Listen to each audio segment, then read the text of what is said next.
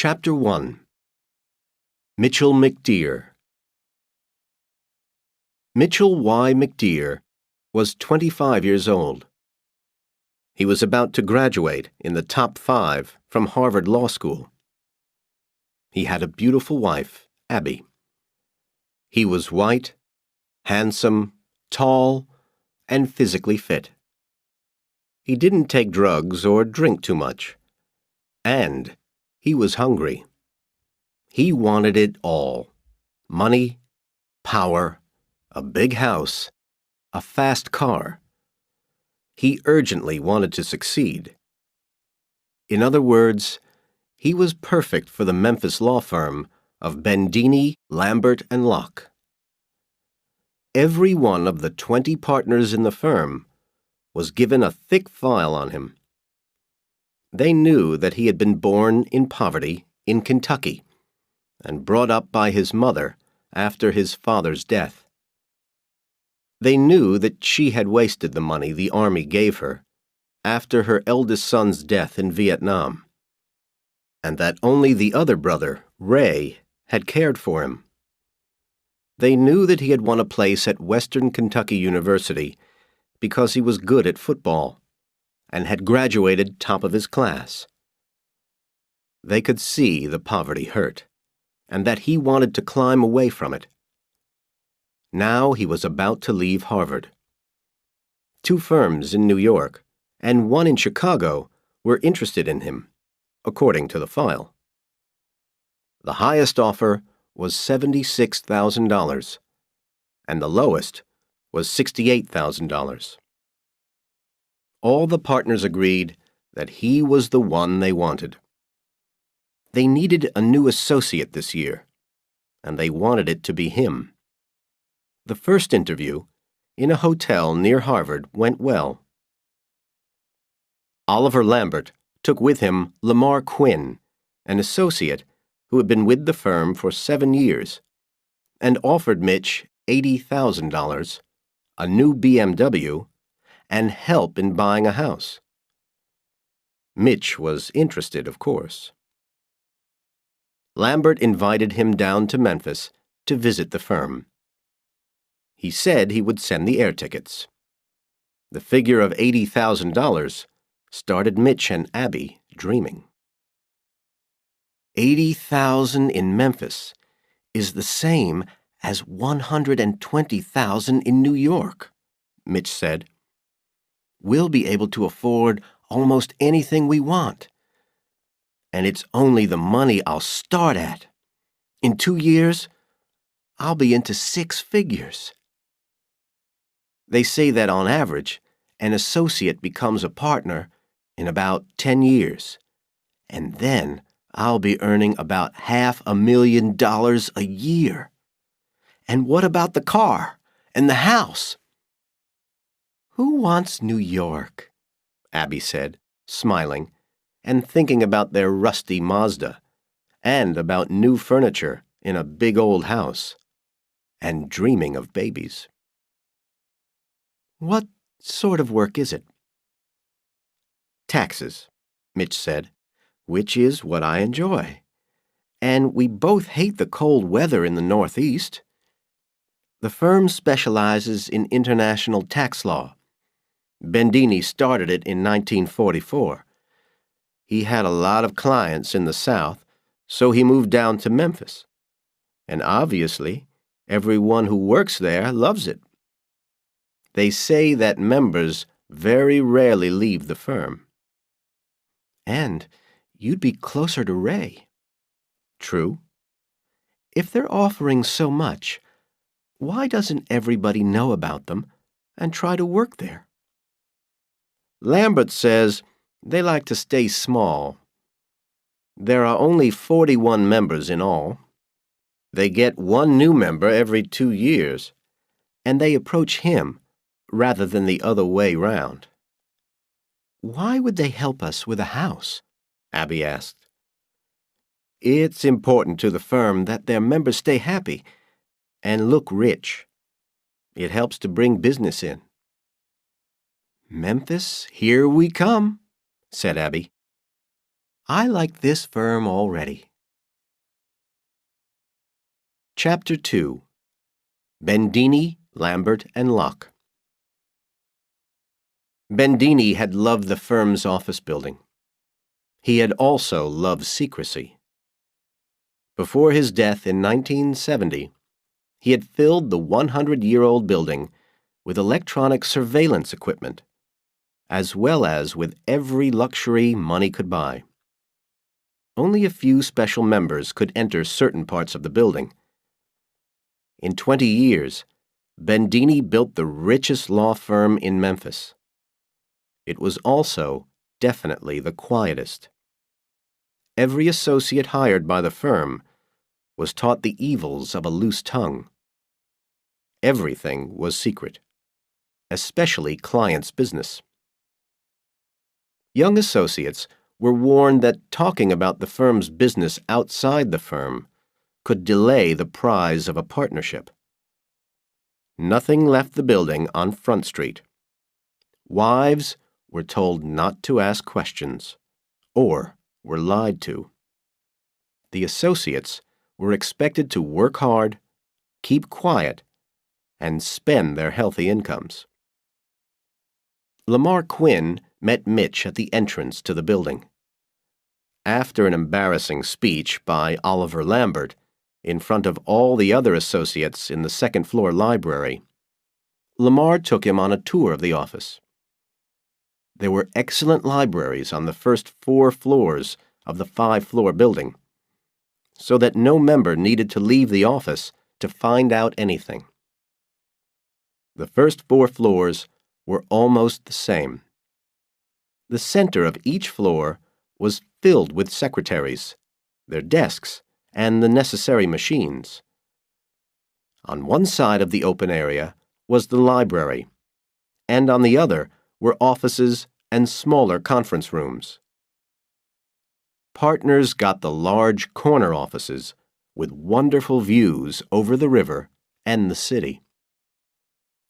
"You won't see any pretty secretaries," Lamar said softly as they watched them work. "These are the best legal secretaries in Memphis, but they also have to be over a certain age. The firm likes its members to have steady marriages. Babies are encouraged. Of course, wives are not forbidden to work." "I hope not," said Mitch, puzzled by the word forbidden.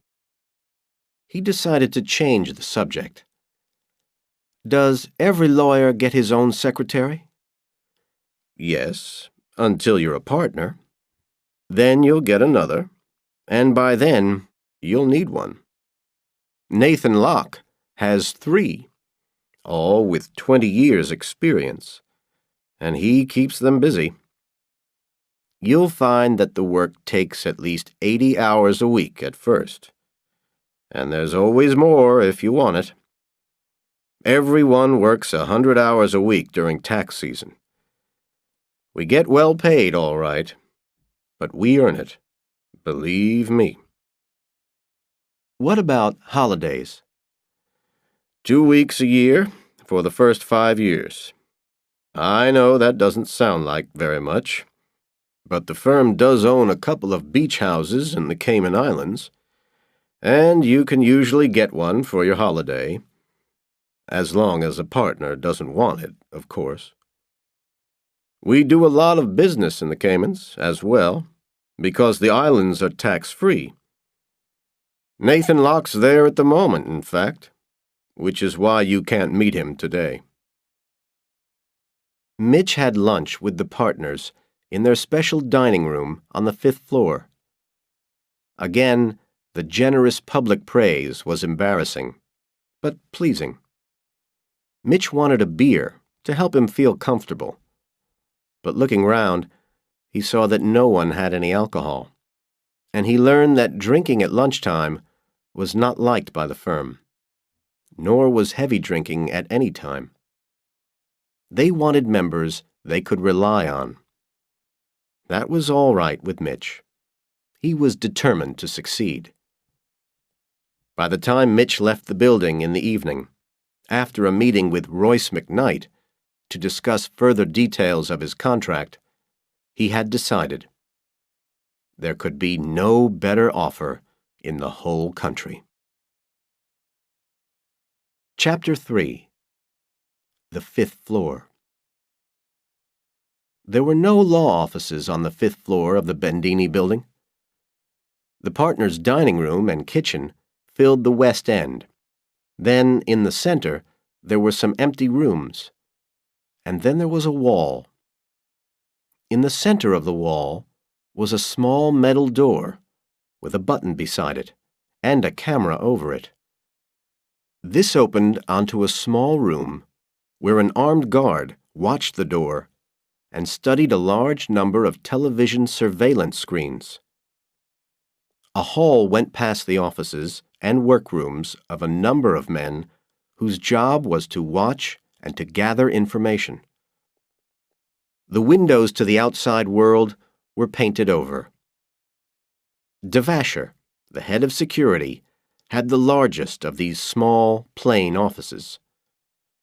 On the Monday after Mitch McDear's visit, Oliver Lambert stood in front of the small metal door and stared at the camera over it. He pushed the button, waited, and was finally allowed in. He walked quickly along the hall and entered Devasher's office. They talked a bit about McDear. Devasher reported that, as far as he and his men could tell, Mitch would not be a security risk for the firm. He played Lambert a tape of phone calls from Mitch's hotel room in Memphis to Abby in Massachusetts. "Very loving conversations, you see, Ollie," Devasher said, with an evil grin on his face. "They're just like a newly married couple. I'll try to get you some bedroom pictures later. I know how much you enjoy those." "She is lovely." "Shut up, Devasher," Lambert said. And then, after a pause, "I wish we could find his brother Ray. We know everything about his family, and hers. But we just can't find this brother." "Don't worry, Ollie," Devasher said. "We'll find him." Devasher closed the McDear file and opened another, much thicker one. Lambert stared at the floor.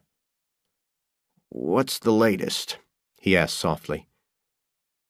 "It's not good news, Ollie. Kaczynski and Hodge are definitely working together now. Last week, the FBI checked Kaczynski's house and found our bugs. Kaczynski told Hodge when they were hiding in the third-floor library. Now they think everything's bugged, and they're very careful where they talk." "Which FBI agent is involved?" "Terrence. He seems to be in charge." "How often has he talked to Kaczynski?" "There's no way to know. We know of 4 meetings in the last month, but I suspect more. They're being real careful." "How much has he given them?" "Not much, I hope. They're still trying to persuade him. He's frightened. Hodge hasn't talked to the FBI yet, I don't think. He'll do whatever Kaczynski does." "What have you told Lazarov?" "Everything. That's my job. They want you in Chicago the day after tomorrow. They want answers and plans." "What plans?" "Plans to get rid of Kaczynski, Hodge, and Terrence, if it becomes necessary." "Terrence? Are you crazy? We can't get rid of an FBI agent." "Lazarov is stupid, Ollie. You know that. And that's what he wants from you. Of course, if he does kill Terrence, the FBI will be all over the place, and all of you lawyers will suddenly have to leave the country." "Try to argue with him, will you? And watch McDear for another month." Okay, Ollie. Don't worry. Chapter 4. Sad News. When the McDeers moved down to Memphis, they stayed with the Quinns. The two couples became good friends. It didn't take Mitch and Abby long to find a house to buy on a street called East Meadowbrook. After they moved in, they were completely happy. The new house was everything they had dreamed about: large, comfortable, and in a good neighborhood.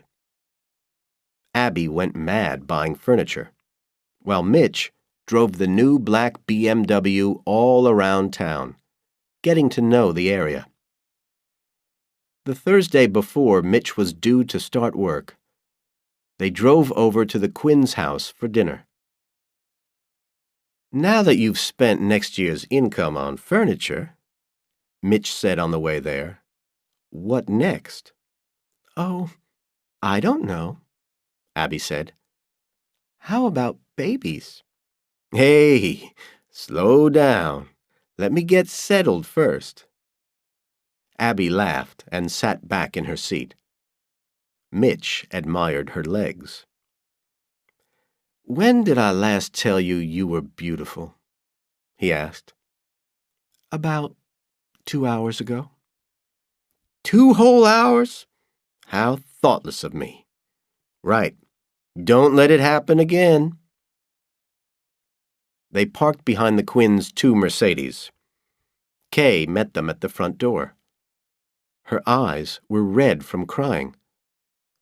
"Oh, Kay, what's the matter?" Abby asked. There's been a tragedy," she said. "Who is it?" Mitch asked. Kay wiped her eyes and breathed deeply. "2 members of the firm, Marty Kozinski and Joe Hodge, were killed today. We were very close to them."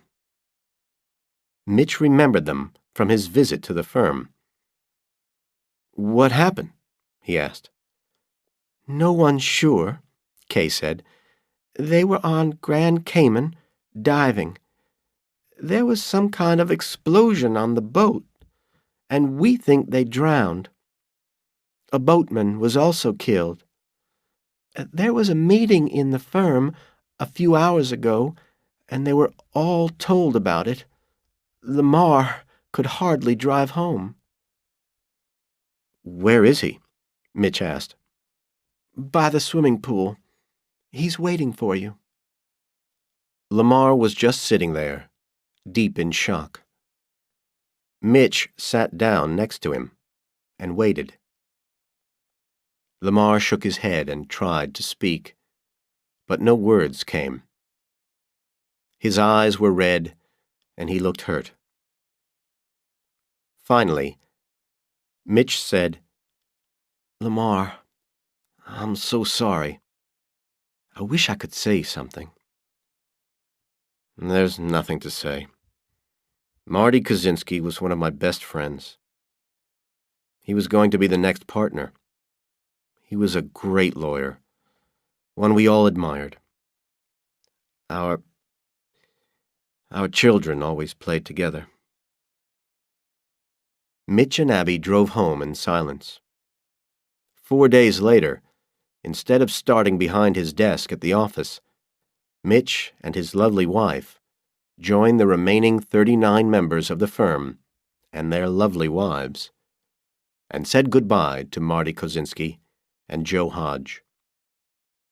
Oliver Lambert gave such a beautiful speech that even Mitchell McDeer, who had buried a father and a brother, was moved close to tears. Abby's eyes watered at the sight of the widows and children. Chapter 5. Long Hours. Mitch learned fast. He was appointed to work with one of the partners, Avery Tollison, and helped him with several of his clients. He learned to respect Avery's talent for hard work. Avery taught Mitch all about billing clients for his time. As an associate, he could bill $100 an hour. His future progress at the firm, he was warned, depended on how much income he made for the firm. He learned that it was acceptable to bill clients more than he actually worked. If you think about a client while you're driving over to the office in the morning, Avery told him, add on another hour. He could bill clients for 12 hours a day, even if he never worked 12 hours a day. Mitch also learned that Avery liked to bend the firm's rules. His marriage was breaking up, and his eyes followed every good-looking woman he saw on the streets. He also drank at lunchtimes. From Avery and the other partners, Mitch learned the way things were done at Bendini, Lambert, and Locke. He learned that secrecy was valued highly. He learned to talk to no one outside the firm, not even Abby. Mitch was determined to become a partner in less time than anyone else ever had before. He was determined to earn the firm more money than any associate ever had before. He had heard the stories about how many hours people worked. Even 16 hours a day was not unknown in the firm. It was said that Nathan Locke started work at 6 a.m. every day. On his first full day, Mitch arrived at the office at 5:30. No one else was there. He climbed the stairs to his office on the second floor, made himself a cup of coffee, and began to work. After a while, he got up from his desk and went over to the window. It was still dark outside. He didn't notice the figure suddenly appear at his door. "Good morning." Mitch turned round from the window. "You frightened me," he said. "I'm sorry. I'm Nathan Locke. I don't believe we've met." "I'm Mitch McDear, the new man." They shook hands. "Yes, I know." Mitch could not stop himself staring at the man's eyes. Nathan Locke's eyes were cold and knowing. They were the most evil eyes he had ever seen. "I see you're an early riser," Locke was saying. "Yes, sir." "Well, it's good to have you in the firm." After a few days, Devasher, Lambert, and Locke had a meeting. They were sure Mitch could not keep going. Nobody could work 100 hours a week for more than a few months. "How's his wife taking it?" Lambert asked. "This will change, but at the moment, I can only hear his side of the conversations," Devasher said. "She's not delighted. She's practicing her cooking for the first time, and he's getting sandwiches from the shops because he's never home in time for dinner." "What do you mean, this will change?" asked Locke. "I mean, Chicago is still worried, you know? We don't think Kozinski and Hodge told the FBI anything important, but Lazarov wants to be safe. He wants the homes of all associates bugged." "Don't you think that's going a bit too far?" asked Lambert. "Chicago doesn't think so." "All of them? Even McDear?" "Yes. I think Terrence will try again. Oh, and before I forget, we found McDear's brother Ray. Or, rather, McDear led us to him. He's in Brushy Mountain Prison, near Nashville. He accidentally killed someone in a bar fight. and the court gave him 15 years. He's done 4 of them. McDear went to visit him last Sunday. I wonder if we could use this as a lever against McDear, if we ever need to. Chapter 6. A Tiny Microphone. Mitch didn't slow down. He became a machine. He had never needed as much sleep as other people, and now this was to his advantage. However much work Avery Tollison threw at him, he managed to get through it. Sometimes he worked all through the night and found an unsmiling Abby waiting for him when he came home at dawn for a quick shower before returning to the office. Oliver Lambert invited the McDears, the Quinns, and 2 other associates and their wives to dinner one Saturday at Justine's, his favorite restaurant. Not long after Mitch and Abby entered the restaurant, 2 men, with the correct key, entered the shiny black BMW in the car park of Justine's. They drove away from the restaurant to the new home of Mr. and Mrs. McDear. They parked the BMW in its usual place. The driver got another key out of his pocket, and the 2 men entered the house. They worked quickly and quietly. A tiny microphone, no bigger than a fingernail, was stuck into the mouthpiece of each phone in the house. The signals from these microphones would go to a receiver in the space under the roof of the house. Then the men turned their attention to each room. A small hole was made in the corner of every room, high up, where no one would notice it.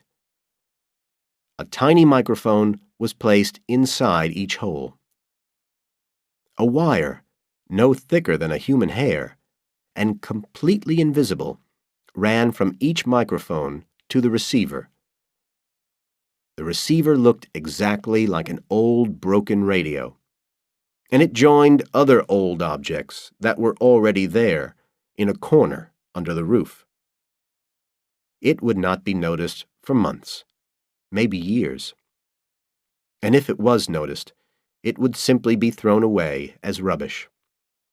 The receiver, of course, would also send signals from the house back to the 5th floor at Bendini, Lambert and Locke. Just as the fish was served at Justine's, the BMW parked quietly next to the restaurant. The driver locked the car door. It was the Mayans next. At least, they lived closer to the restaurant than the McDears, and had a smaller house, so the work would be easier. On the 5th floor of the Bendini building, Devasher stared at rows of lights and waited for some signal from 1231 East Meadowbrook. The dinner party had finished 30 minutes earlier, and it was time to listen. A tiny yellow light shone weakly, and he put a pair of headphones on. He pushed a button to record. He waited. A green light, marked McD6, began to shine. It was the bedroom. The voices started to come in loud and clear. "I don't like Jill Mahan," the female voice, Mrs. McDear, was saying. "Her husband's okay, but she's really unpleasant." "Are you drunk?" asked Mr. McDear. "Almost. I'm ready for sex." Devasher bent his head closer towards his surveillance equipment to listen better. "Take your clothes off," Mrs. McDear demanded. "We haven't done this for a while," said Mr. McDear. "And whose fault is that?" she asked. "I haven't forgotten how." "You're beautiful." "Get in the bed," she said. Devasher closed his eyes and watched them. Chapter 7. Terence. On the first Monday in August, a general meeting was called in the main library on the first floor. Every member was there. The mood was quiet and sad.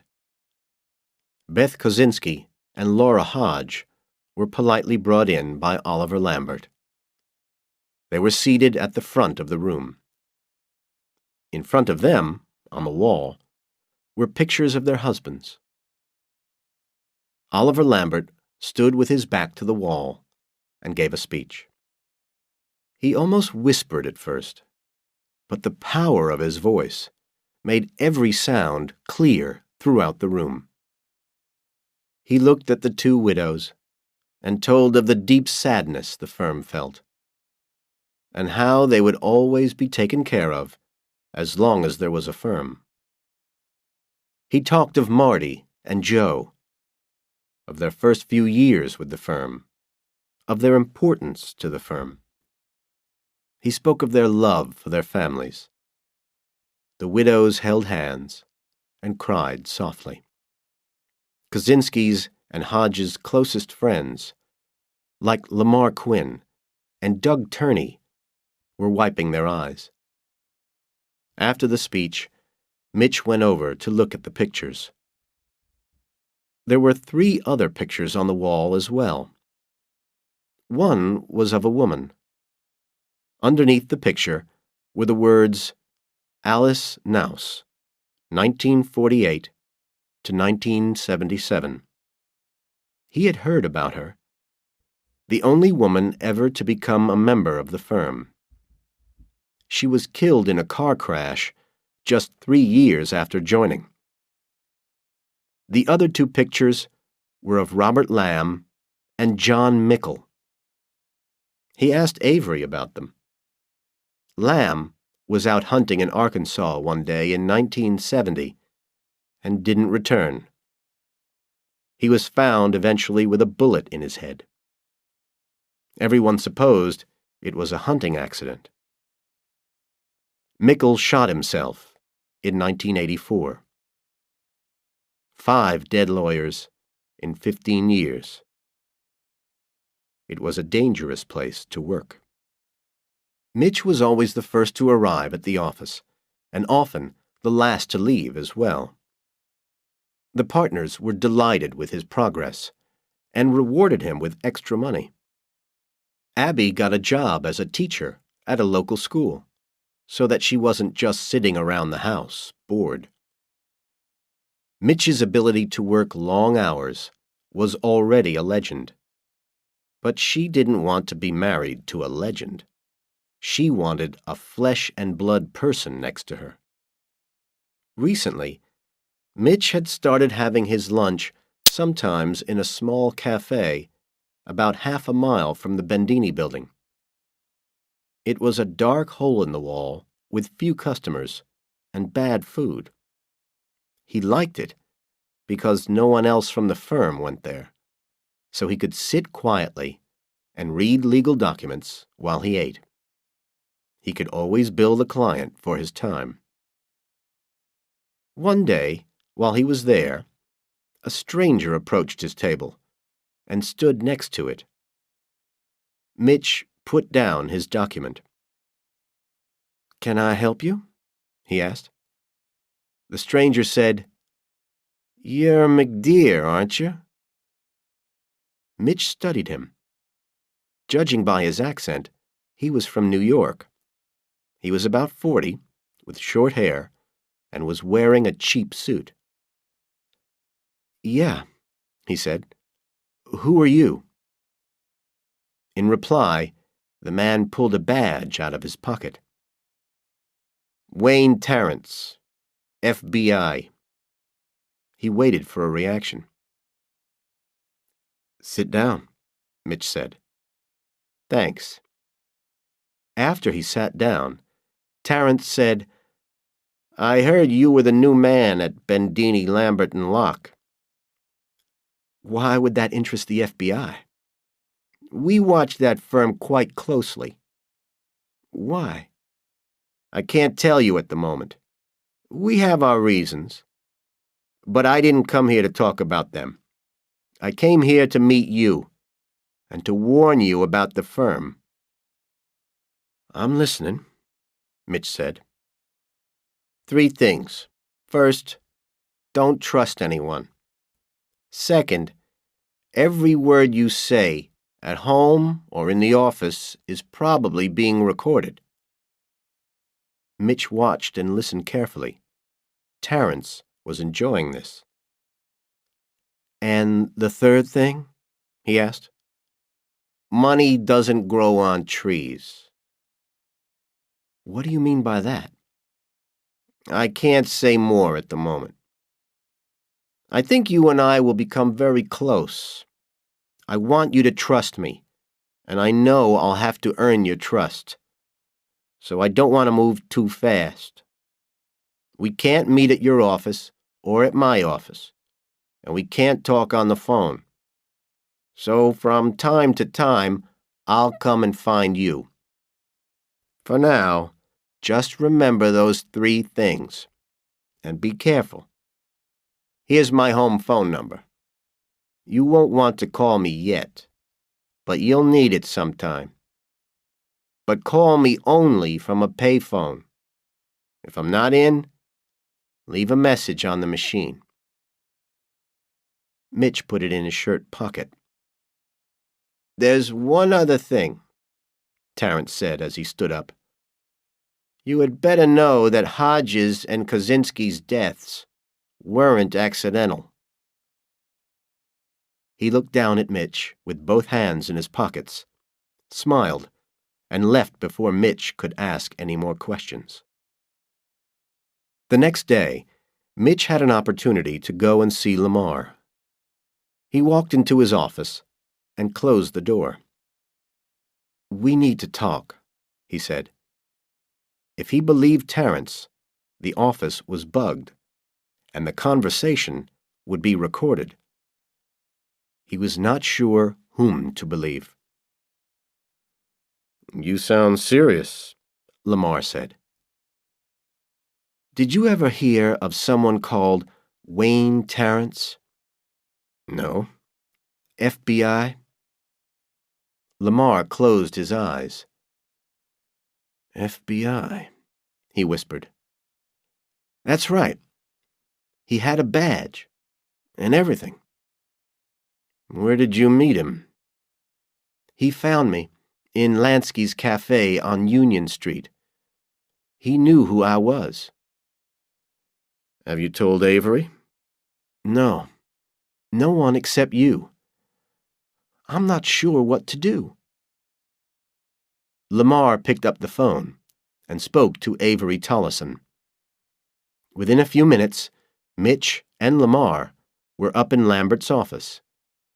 Avery, Lambert, Royce McKnight, Harold O'Kane, and Nathan Locke were there, sitting around a conference table. Have a seat, said Locke with a false smile. What's that? Mitch pointed to a tape recorder in the center of the table.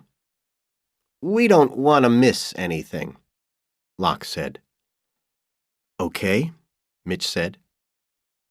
He repeated his conversation with Terence. Locke stared at Mitch with his dark eyes while he was speaking, and as soon as he had finished, he asked, Have you ever seen this man before? Never. Whom did you tell? Only Lamar. Your wife? No. Did he leave you a phone number to call? No.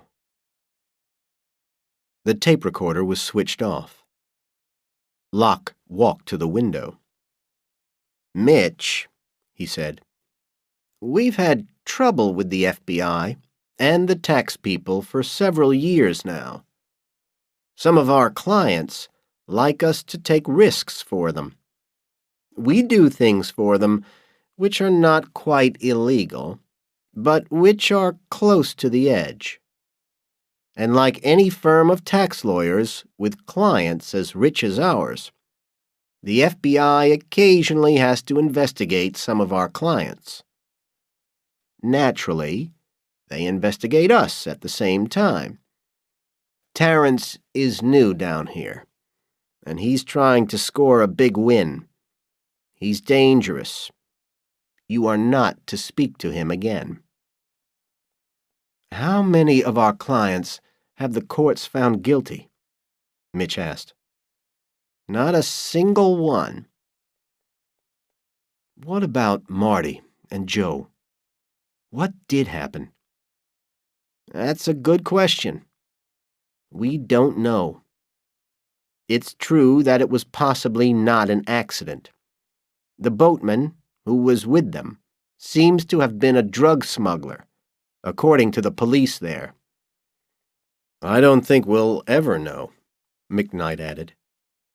"We're trying to protect their families, so we're calling it an accident." "Don't mention any of this to anyone," Locke said. "Not even your wife. If Terrence contacts you again, let us know immediately. Understand?" "Yes, sir," Mitch nodded. The grandfatherly warmth returned to Oliver Lambert's face. He smiled and said, "Mitch, we know this is frightening, but we're used to it. We can look after it. Leave it to us, and don't worry. And stay away from Terrence. Further contact with Terrence will put your future in the firm at risk," Locke said. "I understand," Mitch said. "That's all, Mitch," Lambert said. "You and Lamar can go back to work now." As soon as they were out of the room, Lambert called Devasher on the phone. Within 2 minutes, Lambert and Locke were sitting in Devasher's office. "Did you listen?" Locke asked. "Yeah, of course. We heard every word the boy said. You handled it very well. I think he's frightened and will run from Terrence. But I've got to tell Lazarov. He's the boss. I hope I can still persuade him not to kill Terrence."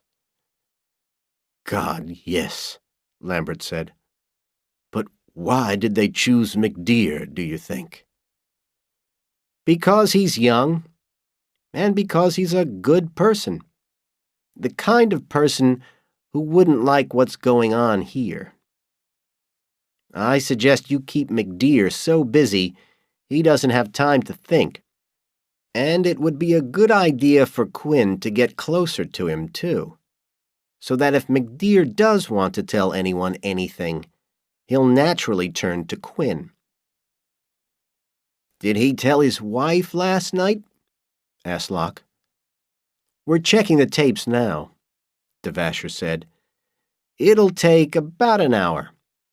We've got so many bugs in this city, it takes 6 computers to find anything. I'll let you know if I find anything. But he and his wife don't talk that much anymore. McDear had better visit the Caymans, though. Can you arrange it?" "Of course," said Lambert. "But why?" "I'll tell you later." Chapter 8. 4 people, 3 of them dead. That Sunday, Mitch went to visit his brother Ray in prison again. There was some information he wanted. They chatted for a while, and then Mitch said, "You once told me in a letter that you knew a prisoner who used to be a cop in Memphis and now works there as a private investigator. I can't remember his name." "Eddie Lomax. Yeah. Cops are hated in here. I helped him out once in a fight. They were killing him. We became friends. He still writes to me. He's been out about 3 years now. Thanks. Why do you need him? A lawyer friend's wife is cheating on him. Is Lomax good? Yeah, I think so. He's made some money anyway. You'll find him in the phone book. A guard walked by and reminded them that it was nearly time for visitors to leave. Is there anything I can send you? Asked Mitch. Any language tapes? Ray had learned several languages while he was in prison. Yeah, something on Greek, please. And a picture of Abby, and of your house. You're the first McDear in 100 years to own a house. Okay. I'll see you next month. Lomax's secretary, Tammy, was blonde, about 40 years old, but still sexy. She wore short skirts and a low-cut blouse. She kept crossing and uncrossing her legs while Mitch was waiting for Lomax to get off the phone. When Mitch eventually got into the office, Lomax stood up behind his desk and held out his hand. So, you're Mitchell McDear. It's good to meet you. My pleasure, Mitch said. I saw Ray on Sunday. I feel like I've known you for years. He talked about you all the time. You look just like him, too. Now, what can I do for you? Have you got trouble with your wife? No, nothing like that. I need some information about 4 people. 3 of them are dead. Mitch told him about the 3 dead lawyers from Bendini, Lambert, and Locke. I want to know if there's anything odd about their deaths, he said. Sounds interesting. What about the 4th person? He's called Wayne Terrence. He's an FBI agent here in Memphis. FBI? That'll cost you more. Okay. This must all be absolutely secret, Eddie. I'm trusting you. And don't call me at home or at the office. I suspect I'm being watched very closely. By whom? I wish I knew. Chapter 9. Grand Cayman. A week later, Avery Tollison and Mitch left for the Cayman Islands to do some tax work for a client. It was the first time in his life that Mitch had left the country. They landed on Grand Cayman, a jewel of land surrounded by clear blue sea. Hardly anyone lived on the other 2 islands, Little Cayman and Cayman Brac, Avery told him. And on Grand Cayman, there were only 18,000 people, but 12,000 businesses had their head offices there, on paper, and there were 300 banks. They settled into the firm's apartments on 7 Mile Beach, and Avery suggested they go to Rumhead's, an open-air bar on the beach. As night fell, Avery was drinking heavily, and a pair of sisters joined them at their table. They were dressed only in bikinis. Soon, one of them was sitting on Avery's knees, and the other one was trying to persuade Mitch to dance with her. He pushed her away roughly and went for a walk along the beach. In the darkness, all alone on the beach, with only the stars in the sky and the lights of a few boats far away out on the water, another beautiful woman approached him. She reminded him of Abby. They lay on the sand and talked. She quietly took off her bikini, not that there was much of it, and asked Mitch to look after it while she went for a swim. When she came back, rising out of the water and brushing her long wet hair off her face and body, they made love. Who will ever know? Mitch thought. I'm not doing anyone any harm. In the morning, neither of them felt like doing business. In the taxi to the Royal Bank of Montreal, where they had an appointment, Avery cheerfully explained that he was different from the rest of the partners in the firm, because he liked drinking and women. After they had completed their business at the bank, Avery went off to meet the woman he had spent the night with, leaving Mitch to wander around the town. They had another appointment at 3 in the afternoon. Mitch went to the library and found a newspaper for the 27th of June of that year. He sat down beside a window to read it. He looked out of the window and saw a man getting out of a car and crossing the street towards the library. He recognized the car. He had also seen it near the bank in the morning. Mitch got up from the table and pretended to be looking at a business magazine in another part of the room. The man, who was small and dark, came into the library. In a few minutes, he appeared in the room where Mitch was. He walked past Mitch, paused as if to check what he was reading, and left the room. When Mitch returned to the window, he was back in the car, smoking a cigarette. Mitch read the newspaper story about the explosion on the boat, which had killed 2 American lawyers and their diving guide. He left the library and, without looking back, walked quickly along narrow, crowded streets and in and out of shops until he was sure no one could be following him. Then he caught a taxi to Abanks Diving School.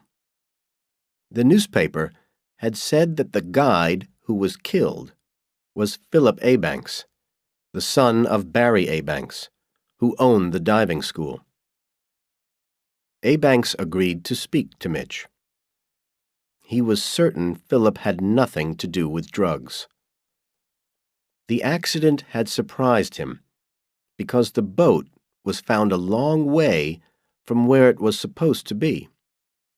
But Philip hadn't used the radio to tell the school about their new position, as an experienced boatman like himself would. He also hadn't radioed about any engine trouble. The boat's engine exploded, but the 3 bodies were found unharmed, in full diving clothes. They had just drowned, although all 3 were experienced divers.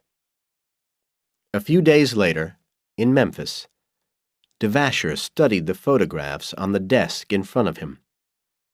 They were of a very high quality. The long-distance night sight camera had worked well, and the girl was excellent. He would use her again. "Mitchell McDear," he said to himself with a smile, "now you are ours. Now you'll do anything for us." Chapter 10. Dangerous Waters. 2 weeks before Christmas, Mitch and Eddie Lomax met on a bridge in a park in the freezing rain. They had both made sure that they were not followed. Lomax's news was very interesting. All 3 of the dead lawyers had died in mysterious circumstances. The lorry which killed Alice Nouse had been stolen in St. Louis 3 days earlier. The driver drove straight into her car and then ran away.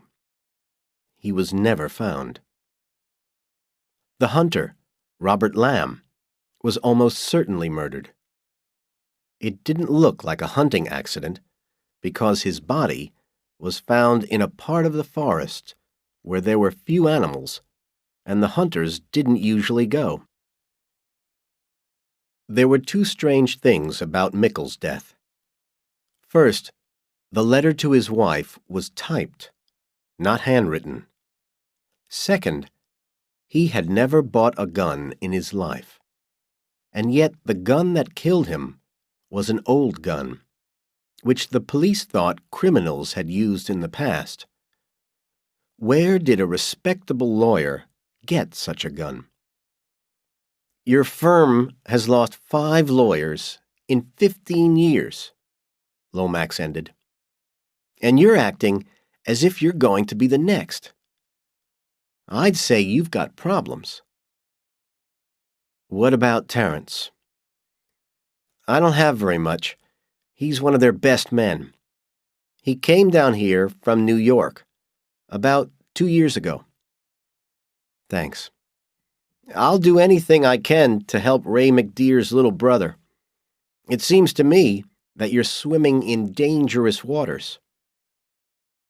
Mitch nodded slightly, but said nothing. Mitch sat in the corner of Paulette's, a French restaurant in the middle of Memphis. At 7 o'clock, Abby rushed in from the cold and joined him at his table. "What's the special event?" she asked. Mitch had said hardly anything on the phone when he invited her to meet him here. He was very careful about what he said on the phone these days. "Do I need a reason to have dinner with my wife?" "Yes. It's 7 o'clock on a Monday night, and you're not at the office. That's very unusual." A waiter came to their table, and they ordered 2 white wines. As the waiter went away, Mitch noticed the face of a man at another table that looked familiar. Before Mitch could think about it, the man hid his face behind a menu. "What's the matter, Mitch?"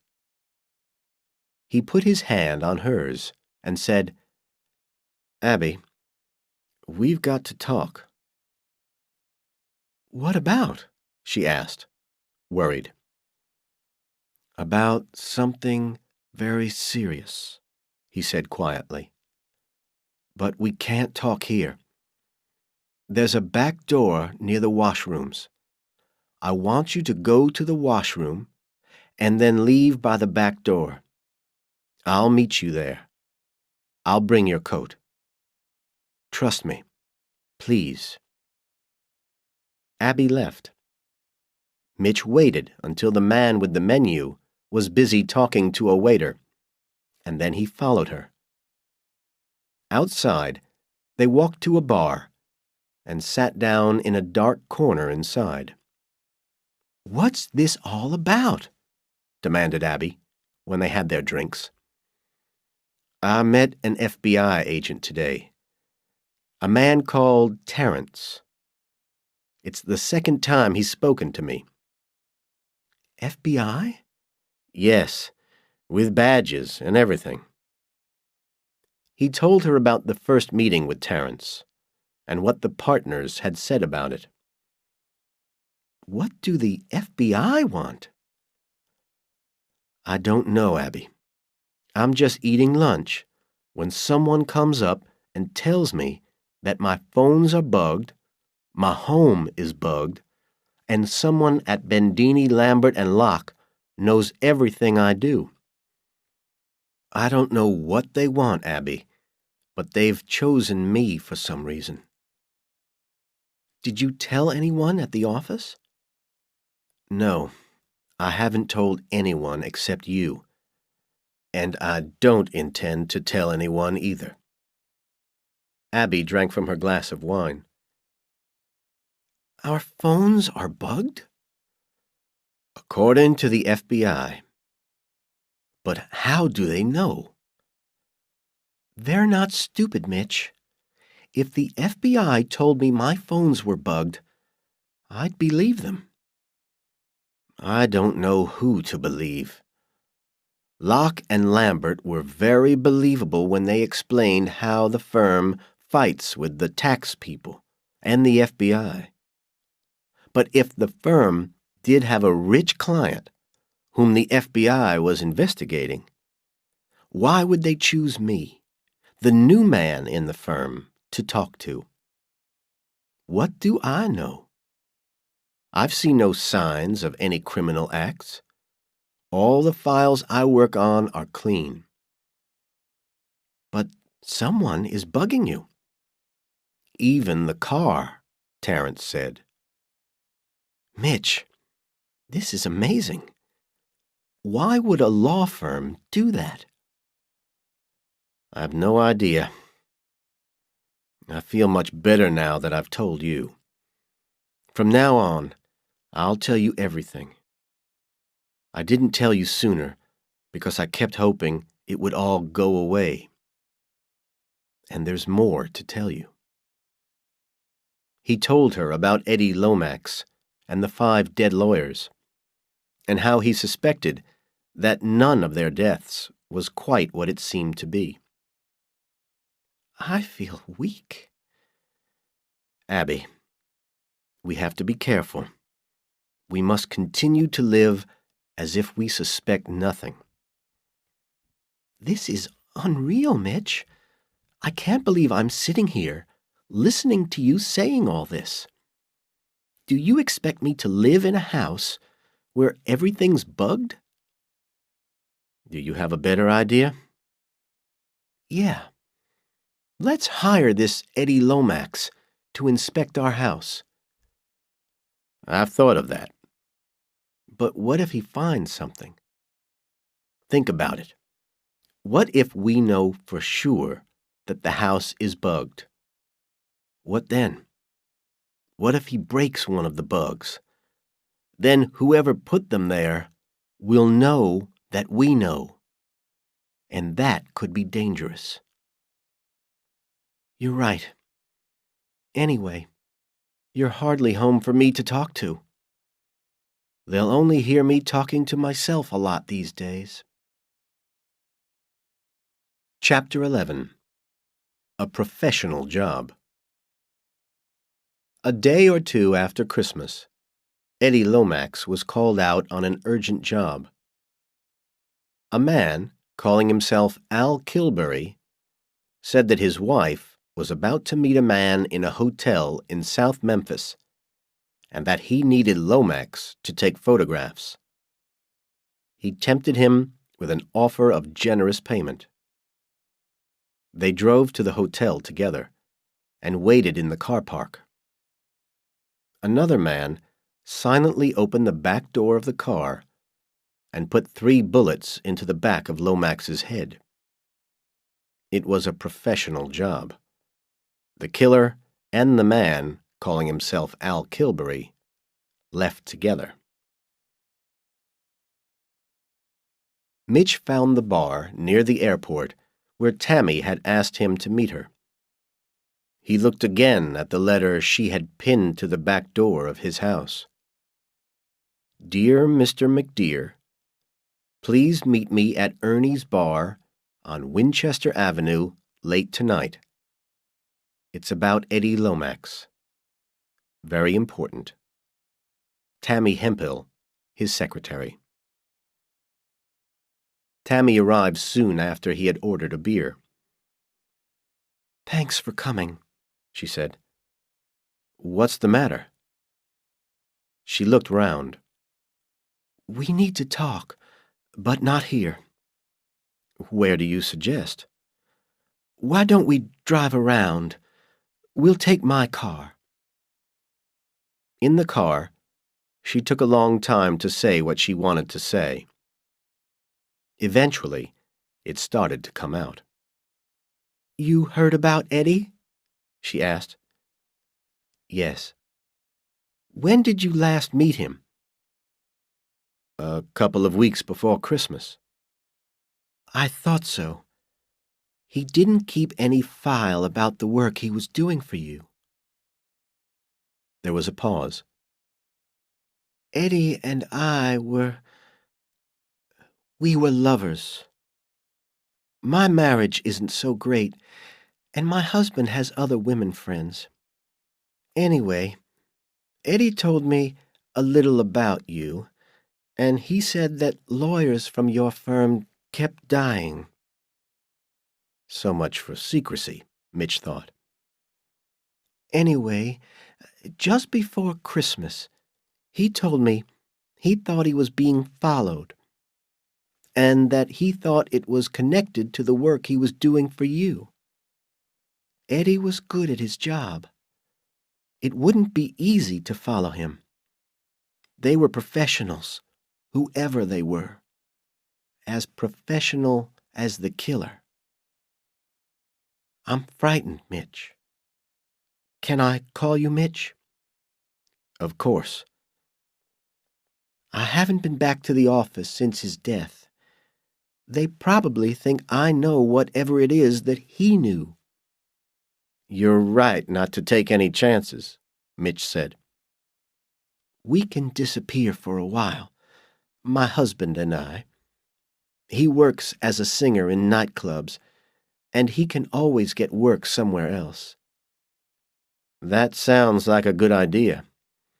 Where will you go? Here and there, she said. They've killed all those lawyers, and they've killed Eddie. And next, they want you and me. We need to keep in touch, Tammy, Mitch said. But you can't talk to me on the phone, and we shouldn't meet. Write to me once a week from wherever you are. What's your mother's name? Doris. Fine. Sign your letters Doris. Do they read your mail, too? Probably, Doris. Probably. Chapter 12. Denton Voiles. Mitch flew into Washington on the firm's private jet. Devasher didn't want him to go. Chicago had given orders that McDear was not to leave Memphis on firm business, except with at least 2 partners. But the firm had arranged months ago for Mitch to go to this conference on taxes in Washington.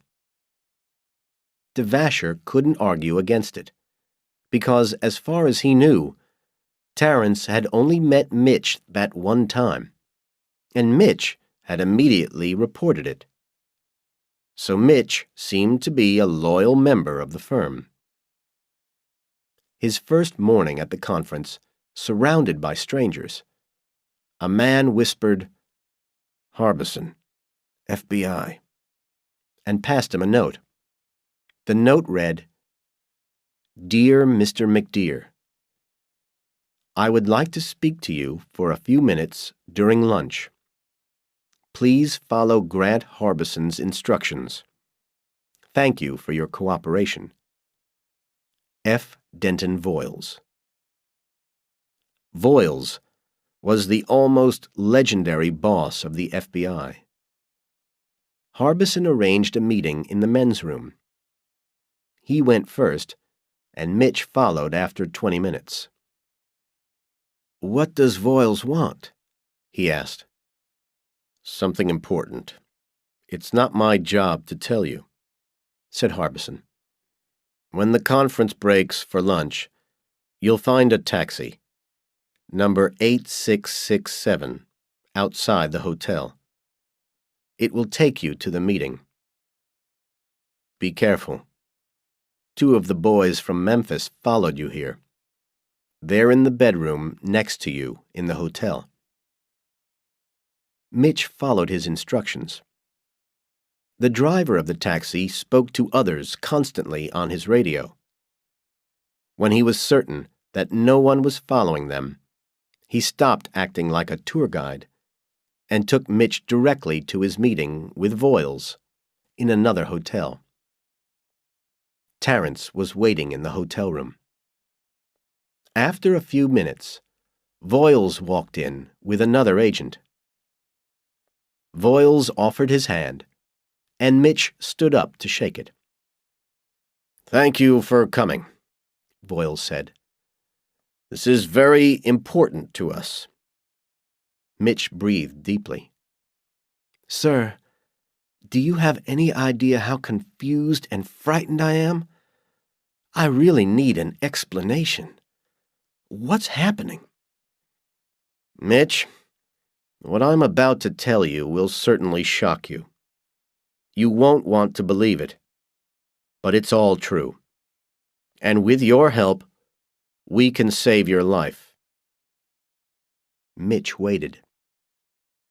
"No lawyer has ever left your firm alive," Voiles went on. "3 have tried, and they were killed.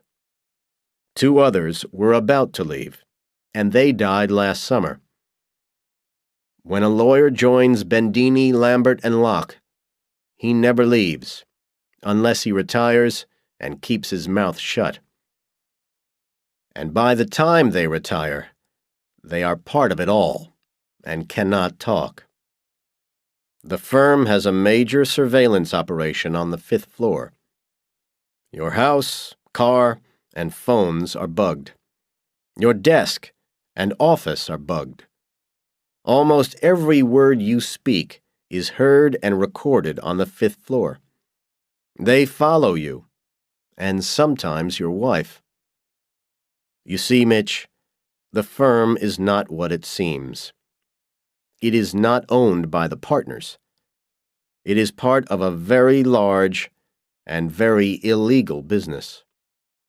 The firm of Bendini, Lambert, and Locke is owned by the Moralto crime family in Chicago.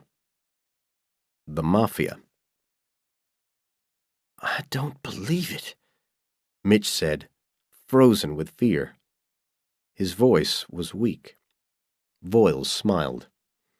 "Yes, you do, Mitch. You've suspected something for some time. That's why you talked to A-Banks in the Caymans. That's why you hired that investigator and got him killed by those boys on the 5th floor. You know the firm is rotten, Mitch." Mitch rested his head in his hands and stared at the floor. "As far as we can see," Voiles said, "about a quarter of the firm's clients and businesses are legal. There are some very good lawyers in the firm, doing tax work for rich clients. It's a very good cover. Most of the files you've worked on so far are okay. That's how they operate. They bring in a new man, throw money at him, buy the car and house, take him to the Caymans, and put him to work on their legal clients. Then after 5 or 6 years, when the money is really good, when you and your family have become completely used to this rich way of living, they tell the truth. By then, you can't get out even if you want to.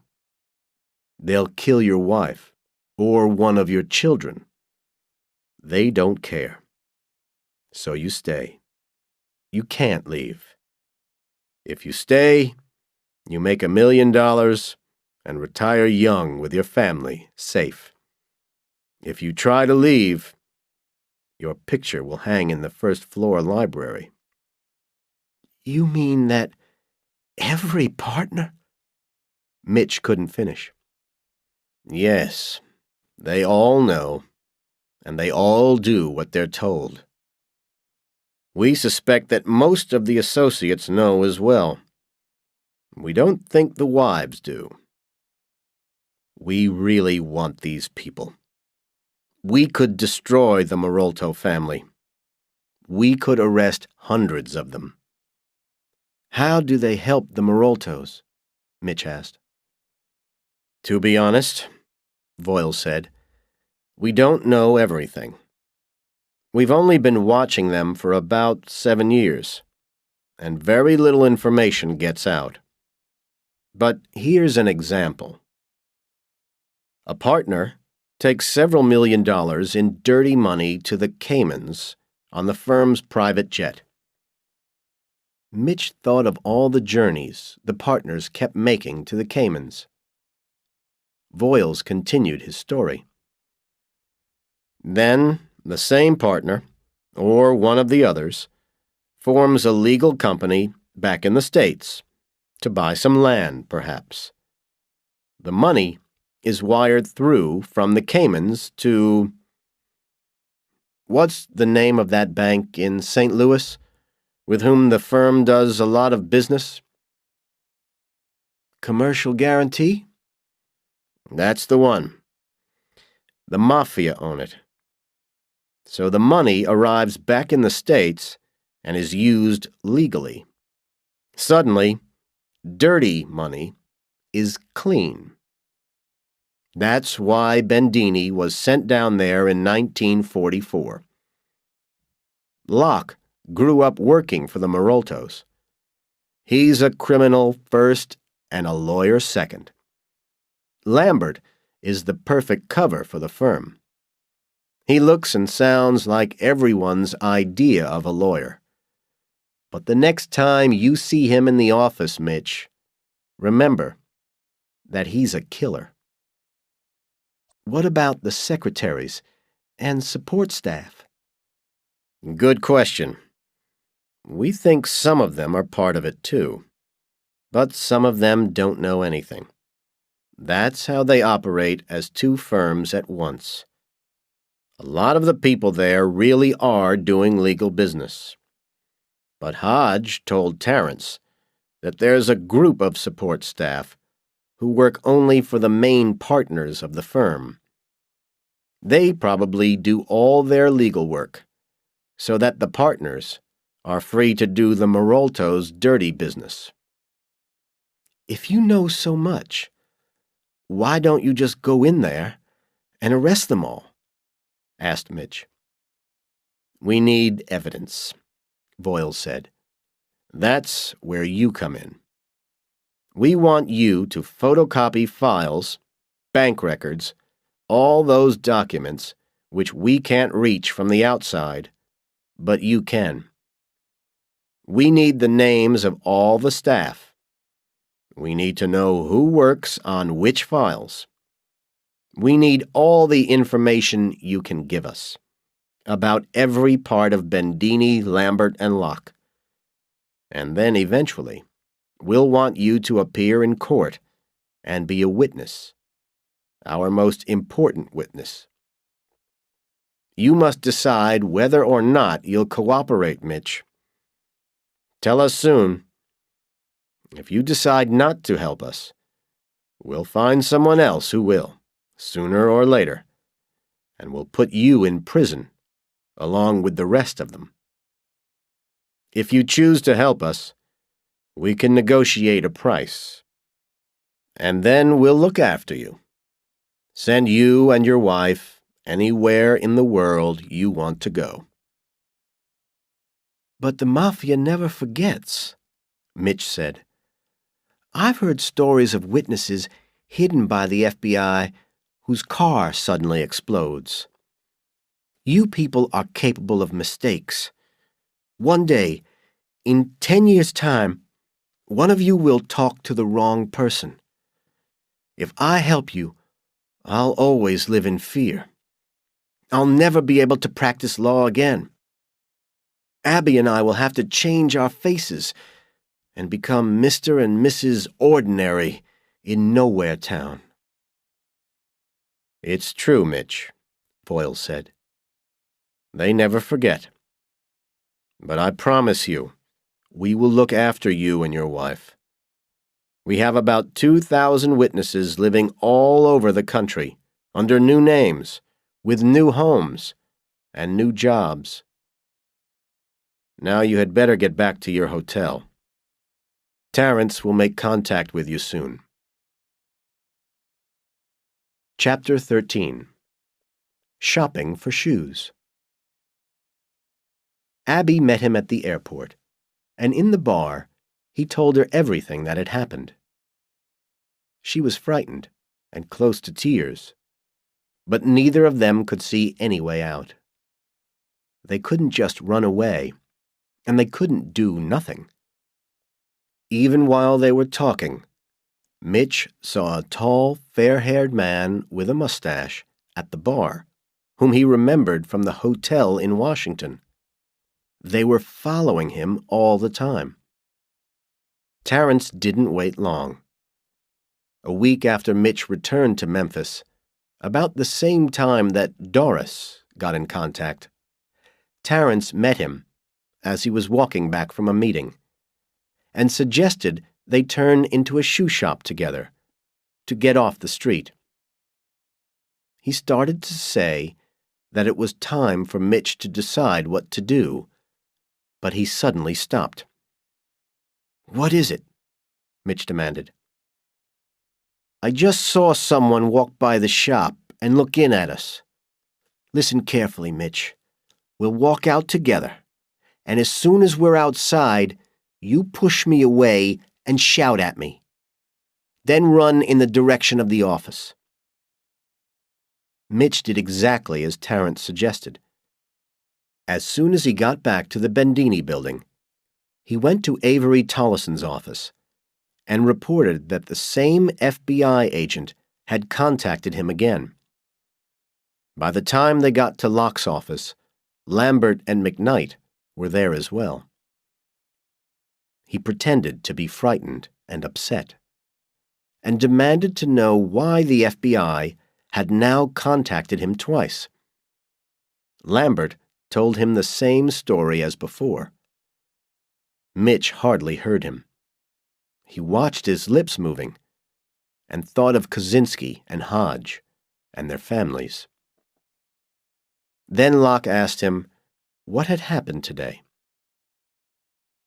"Terrence pushed me into the shoe shop.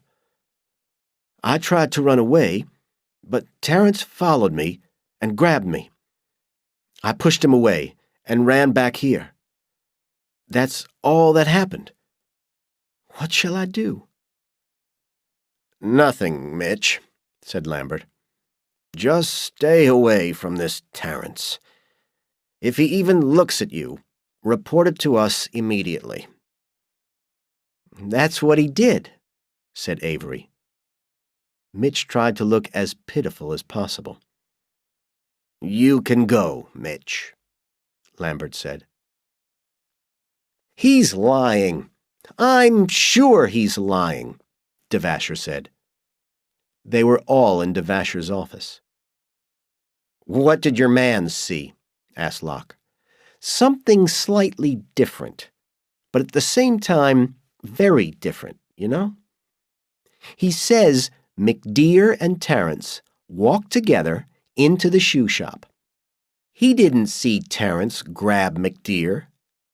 They're in the shop for a couple of minutes. Our man walks by and looks inside. Next minute, they're fighting on the street. Something isn't right, I tell you." The partners thought for a while. Finally, Oliver Lambert said, "Look, Devasher, it's possible that McDear is telling the truth and that your man got the wrong signals. You don't know of any contact since last August." "No, but we can't watch anybody absolutely all the time. We didn't know about those other two until it was almost too late." "But because you don't know of any recent contact, you shouldn't doubt what McDear's saying." "I'm not sure," said Devasher. "I think McDear and I should have a little talk." "About what?" Lambert asked nervously. "Just leave it to me. If you fools were in charge of security, we'd all be in prison by now. Lazarov is getting really worried. but he thinks he can get someone in the FBI to talk. Then we'll know whether McDear is lying." Mitch was alone in his office late that night when a short, fat man walked in. "My name's Devasher," he said. "What can I do for you?" Mitch asked. "You can listen for a while. I'm in charge of security for the firm." "Why does the firm need security?" Mitch asked. "Bendini was crazy about security.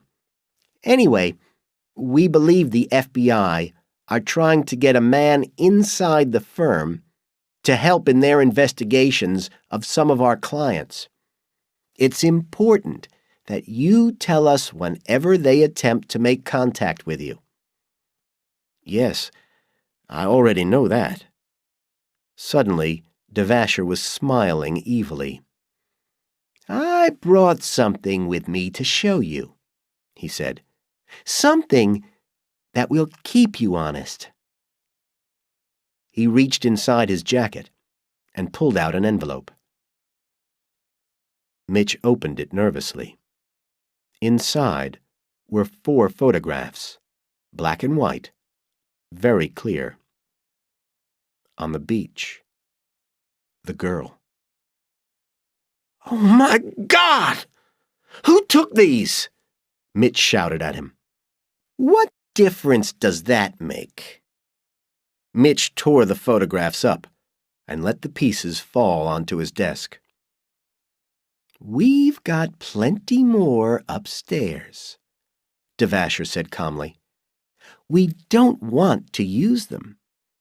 But if we catch you talking to Mr. Terrence or some other FBI agent, we'll send them to your wife.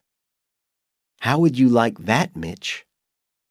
The next time you and Terrence decide to shop for shoes, think about us, Mitch, because we'll be watching." Chapter 14. 2 black briefcases. "So you want to rent a small office?" the agent said as they rode up in the lift. He was admiring the tight jeans on the blonde. She smiled and nodded. The lift stopped, and they got out. He showed her the small 2-room office. She liked it. They negotiated a price, a good price, for even a small office on the 9th floor of the famous cotton shipping building. She signed the forms Doris Greenwood. By noon the next day, the furniture was in place. There was a knock at the door. "Who is it?" she asked. "It's your photocopier," a voice answered. She unlocked the door and opened it. 2 men wheeled in a big machine, and she pointed them towards the spare second room. "It's a big copier for such a small office," one of them remarked. "This is the most modern machine we've got. It does 90 copies a minute." She smiled and said it would do fine and signed the documents. After they had gone, she locked the door behind them and walked to the window. She looked north along Front Street. A quarter of a mile away, on the opposite side, the Bendini building was visible. On a Tuesday morning, Mitch's secretary checked that he had everything for his meeting with Frank Mulholland in 15 minutes. Mitch, sitting at his desk, pointed at a large black briefcase. He finished signing the letters on the desk in front of him, picked up the briefcase and a thin document case, and left the building.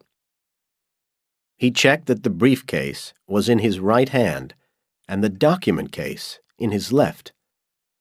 That was the signal. On the 9th floor of the cotton shipping building, Tammy moved away from the window, put on her coat, and left the office. Mitch entered the building and went straight to the lifts. Mulholland's office was on the 7th floor. Mitch pushed the button. He was not alone in the lift, but he didn't think they had followed him here. He put the briefcase down on the floor by his foot. Tammy got into the lift on the 4th floor. She had brought with her exactly the same kind of briefcase that Mitch had. She didn't look at Mitch, but stood next to him and put her briefcase down on the floor next to his. On the 7th floor, Mitch picked up her briefcase and left the lift. On the 9th floor, Tammy picked up his briefcase and went to her office. The briefcase was full of files from Bendini, Lambert, and Locke. Tammy locked the door behind her. There were 7 thick files. She laid them on the table next to the copier. She took the papers out of the first file and put them into the copier. She pushed the print button and watched the machine make 2 perfect copies of every page. Mitch's meeting with Mulholland went well. They shook hands at the end and arranged another meeting next week. The lift stopped on the 5th floor, and Tammy walked in. It was empty, except for Mitch. When the door closed, he said, "Any problems?" No, 2 copies are locked away. How long did it take? 30 minutes. The lift stopped on the 4th floor, and she picked up the empty briefcase. Midday tomorrow? She asked. Yes, he replied. The door opened, and she disappeared onto the 4th floor. He rode alone down to the ground floor and walked, with a briefcase in each hand, looking just as a lawyer should, back to his office. Chapter 15. Secret Talks. A week later, Mitch was having lunch with the partners in their 5th floor dining room. Each year, every associate member was invited twice. Throughout lunch, Mitch knew that he was being watched very closely. They were looking for any signs that he was a less keen member of the firm than he used to be. So he forced himself to smile and to eat the food they offered him. It was impossible for him to forget the pictures of him and the girl in the sand. Had they all seen the pictures? Had they passed them around this table? Oliver Lambert had never been so charming. He told stories about past members of the firm, congratulated Mitch on the hours he was working, and the amount of money he was earning the firm, and said he deserved the holiday he was taking next week. "You and your wife are off to the Caymans, I hear," Royce McKnight said. "You'll love it there." Do you dive? asked Lambert. No, but we plan to do plenty of swimming, Mitch said. If you want to learn to dive, Lambert went on, there's a man called Adrian Bench who has an excellent diving school on the north end of the island. It's worth a visit. In other words, stay away from A-Banks, Mitch thought. "Thanks. I'll remember that," he said. "But be careful, Mitch," Lambert said. "It brings back memories of Marty and Joe." The partners looked down sadly at their plates. Mitch felt sick. They had killed Marty and Joe for doing exactly what he was doing. He wanted $2 million from the FBI. There were a couple of other things he wanted too. At the same time that Mitch was having lunch with the partners, Tammy Greenwood Hemphill parked her dirty brown Volkswagen behind the shiny Peugeot in the school car park. She left the engine running. She got out of the car, pulled a key from her pocket, opened the back of the Peugeot and took the heavy black briefcase out. Then she drove away in her own car.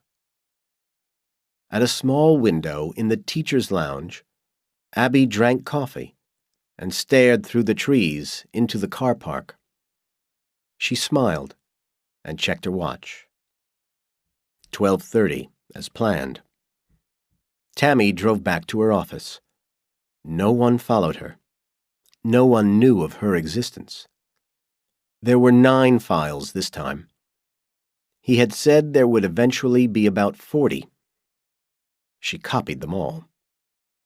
On the way back to the school, she took all the copied files to the small storage room she had rented in her name.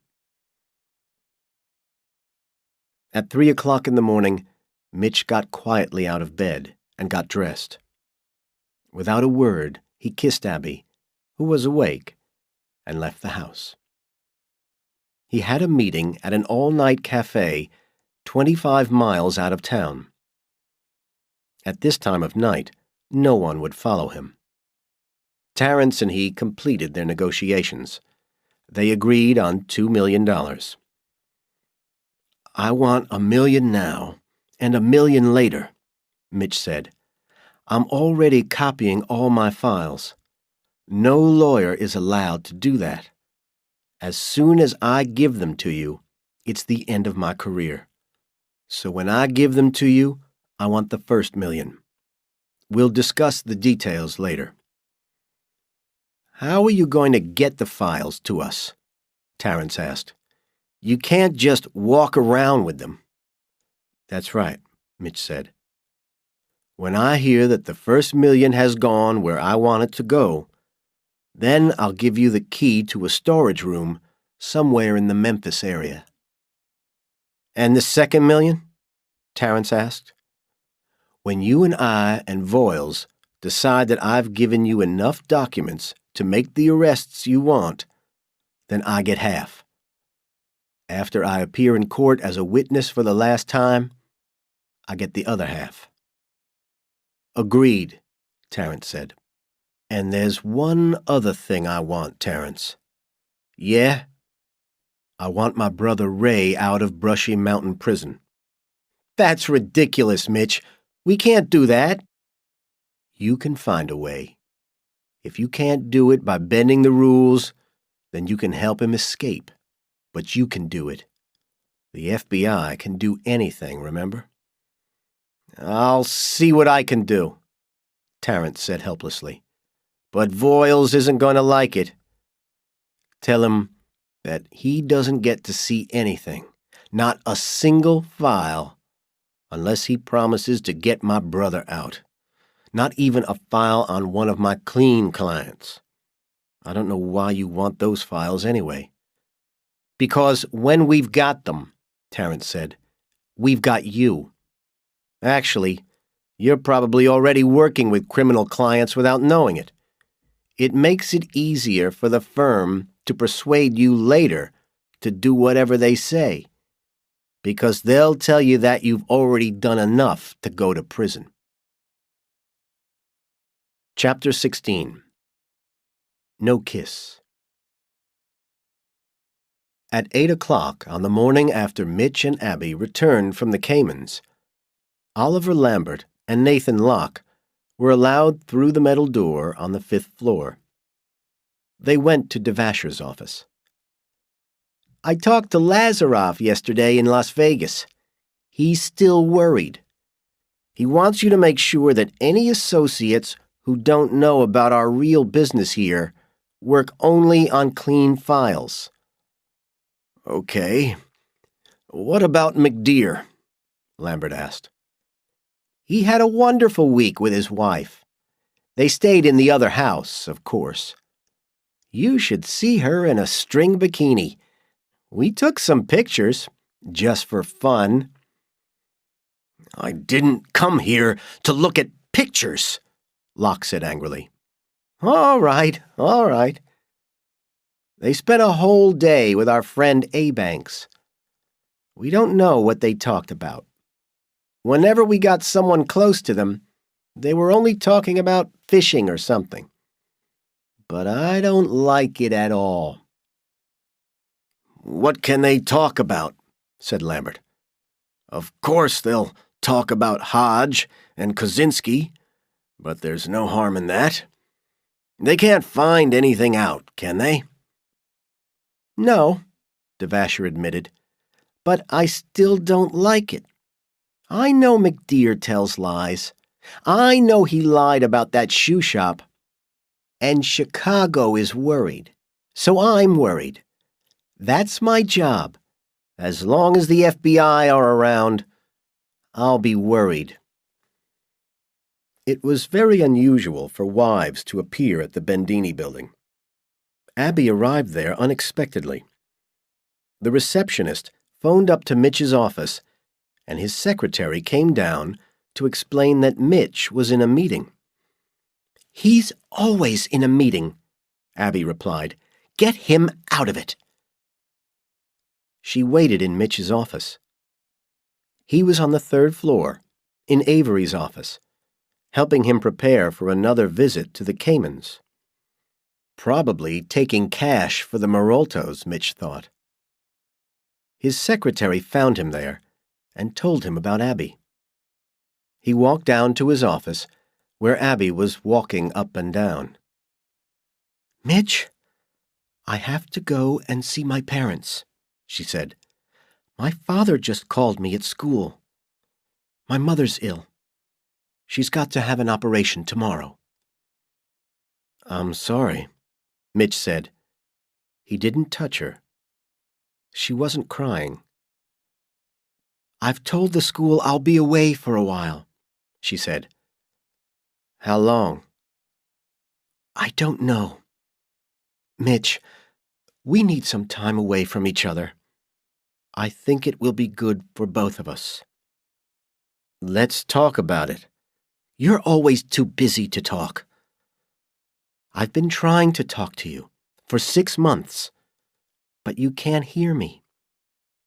I'll be back. I promise. I just don't know when. I love you, Mitch." He watched her open the door. There was no kiss. On the 5th floor, an engineer pushed the emergency button for Devasher's office. He came immediately and put headphones on. He listened.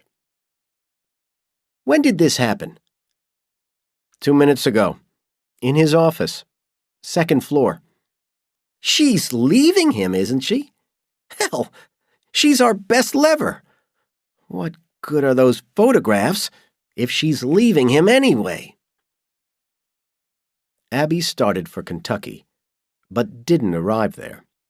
She made sure that she wasn't being followed, and then went to Nashville Airport.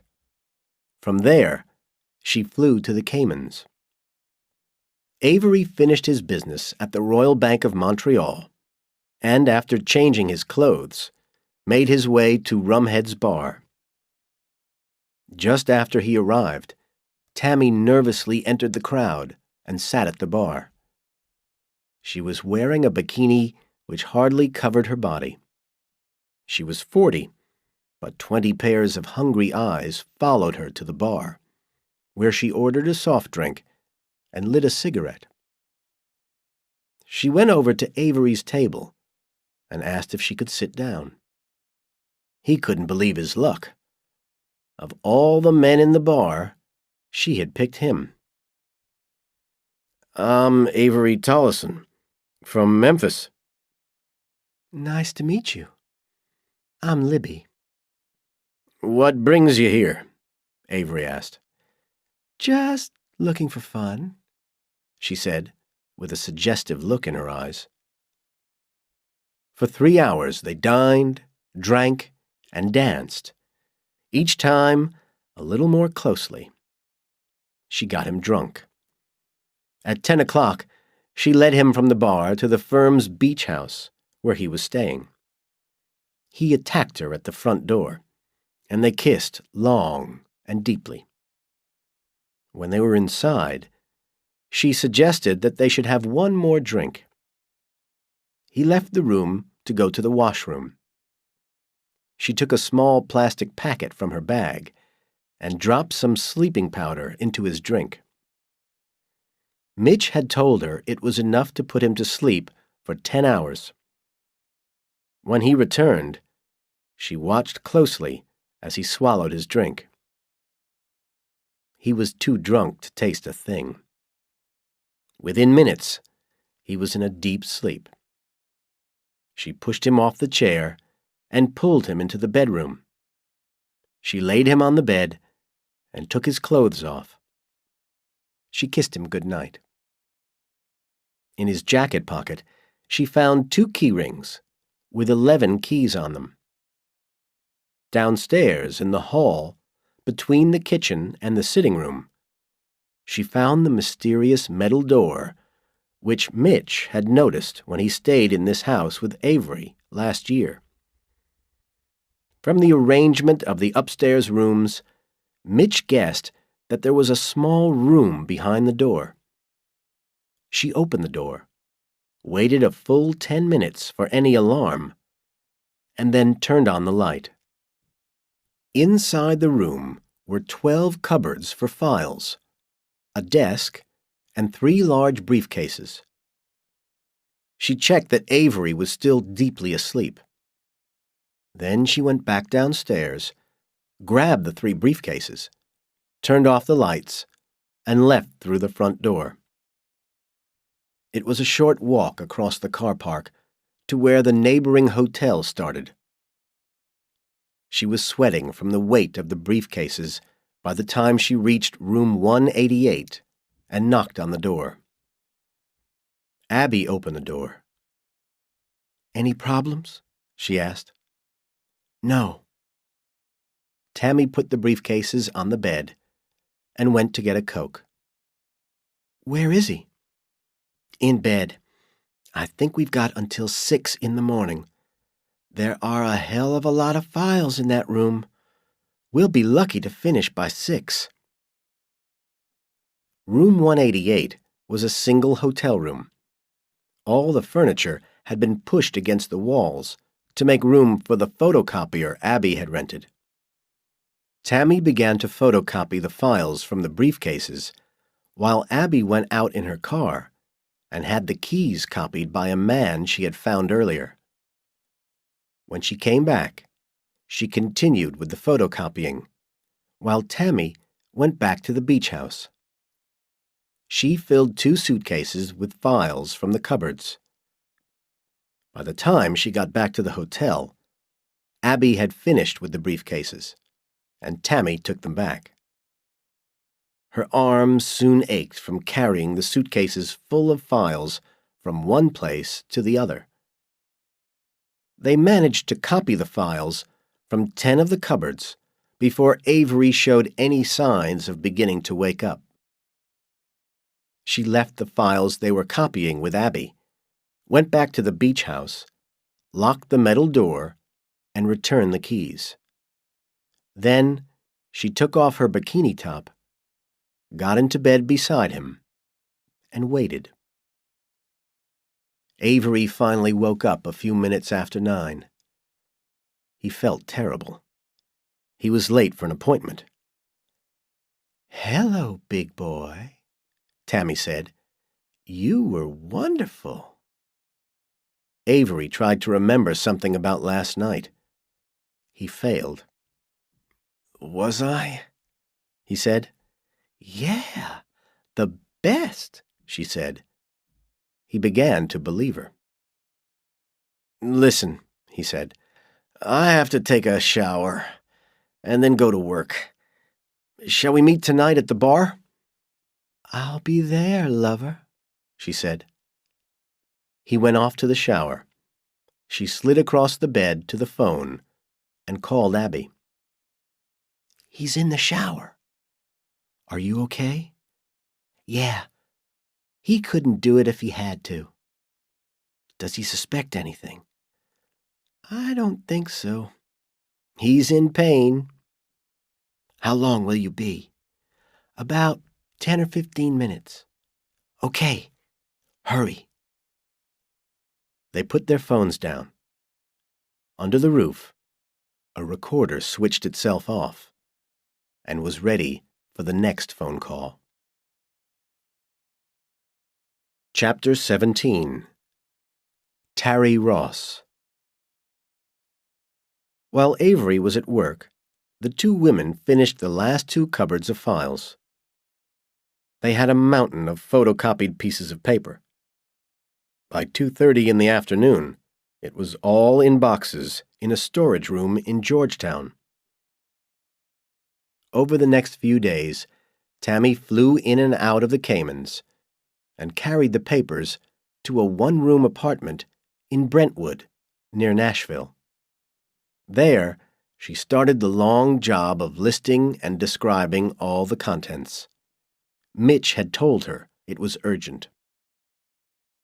Terence was surprised when Abby came to the meeting instead of Mitch, but she was no less efficient. She gave him the instructions for wiring the first $1 million to a bank in Freeport, in the Bahamas. "And when do we get the files?" Terence asked. "As soon as we hear the money's in Freeport, we'll send you a key to a storage room somewhere in Memphis. Any questions?" "Yes. Are you making progress in getting the dirty files?" She smiled. "We already have most of what we need. By the time we finish, we'll have 10,000 dirty files for you." Terence was excited. "Where are they?" "Not with the clean files, I promise you." "But you have them?" "Yes. Would you like to see a couple?" "Of course." "You can. As soon as Ray is out of prison." Tarry Ross was known to the Palumbo family as Alfred. The fewer people who knew his real name, the better. Then his employers, the FBI, would never hear about his profitable extra work. The Palumbo family decided to help the Marolto family. Lazarov told them he wanted some information out of the FBI. The Palumbos said they would do it for $500,000. Lazarov agreed, and Vinnie Kotso from the Palumbo family met Ross. "Make it quick, Kotso," Ross said nervously. "Did you ever hear of the Bendini firm in Memphis?" Kotso asked. "No." The rule was always to say no at first, and always make them wait. That way, the price went up. Of course he'd heard of Bendini, Lambert, and Locke. Vinnie went on. "There's someone down there named Mitchell McDear who works for this Bendini firm. We want to know if he's been talking to your people. We think he's selling information to the FBI. We just want to know if we're right, you know? That's all." Ross listened with a straight face, though it wasn't easy. He knew everything about McDear. He knew that McDear had met Terence 6 times now. He knew that tomorrow, McDear was suddenly going to get $1 million. "I'll see what I can do," he said. "How much?" $200,000. "In cash?" Ross said in amazement. "Yeah. You can see we're real serious about this. Can you do it?" "Yes." "When?" "Give me 2 weeks." Chapter 18. Fitting the pieces together. In the weeks before the end of the tax year, everyone in the firm was especially busy. With no wife to go home to, Mitch worked later than anyone else. Besides, he had extra work to do.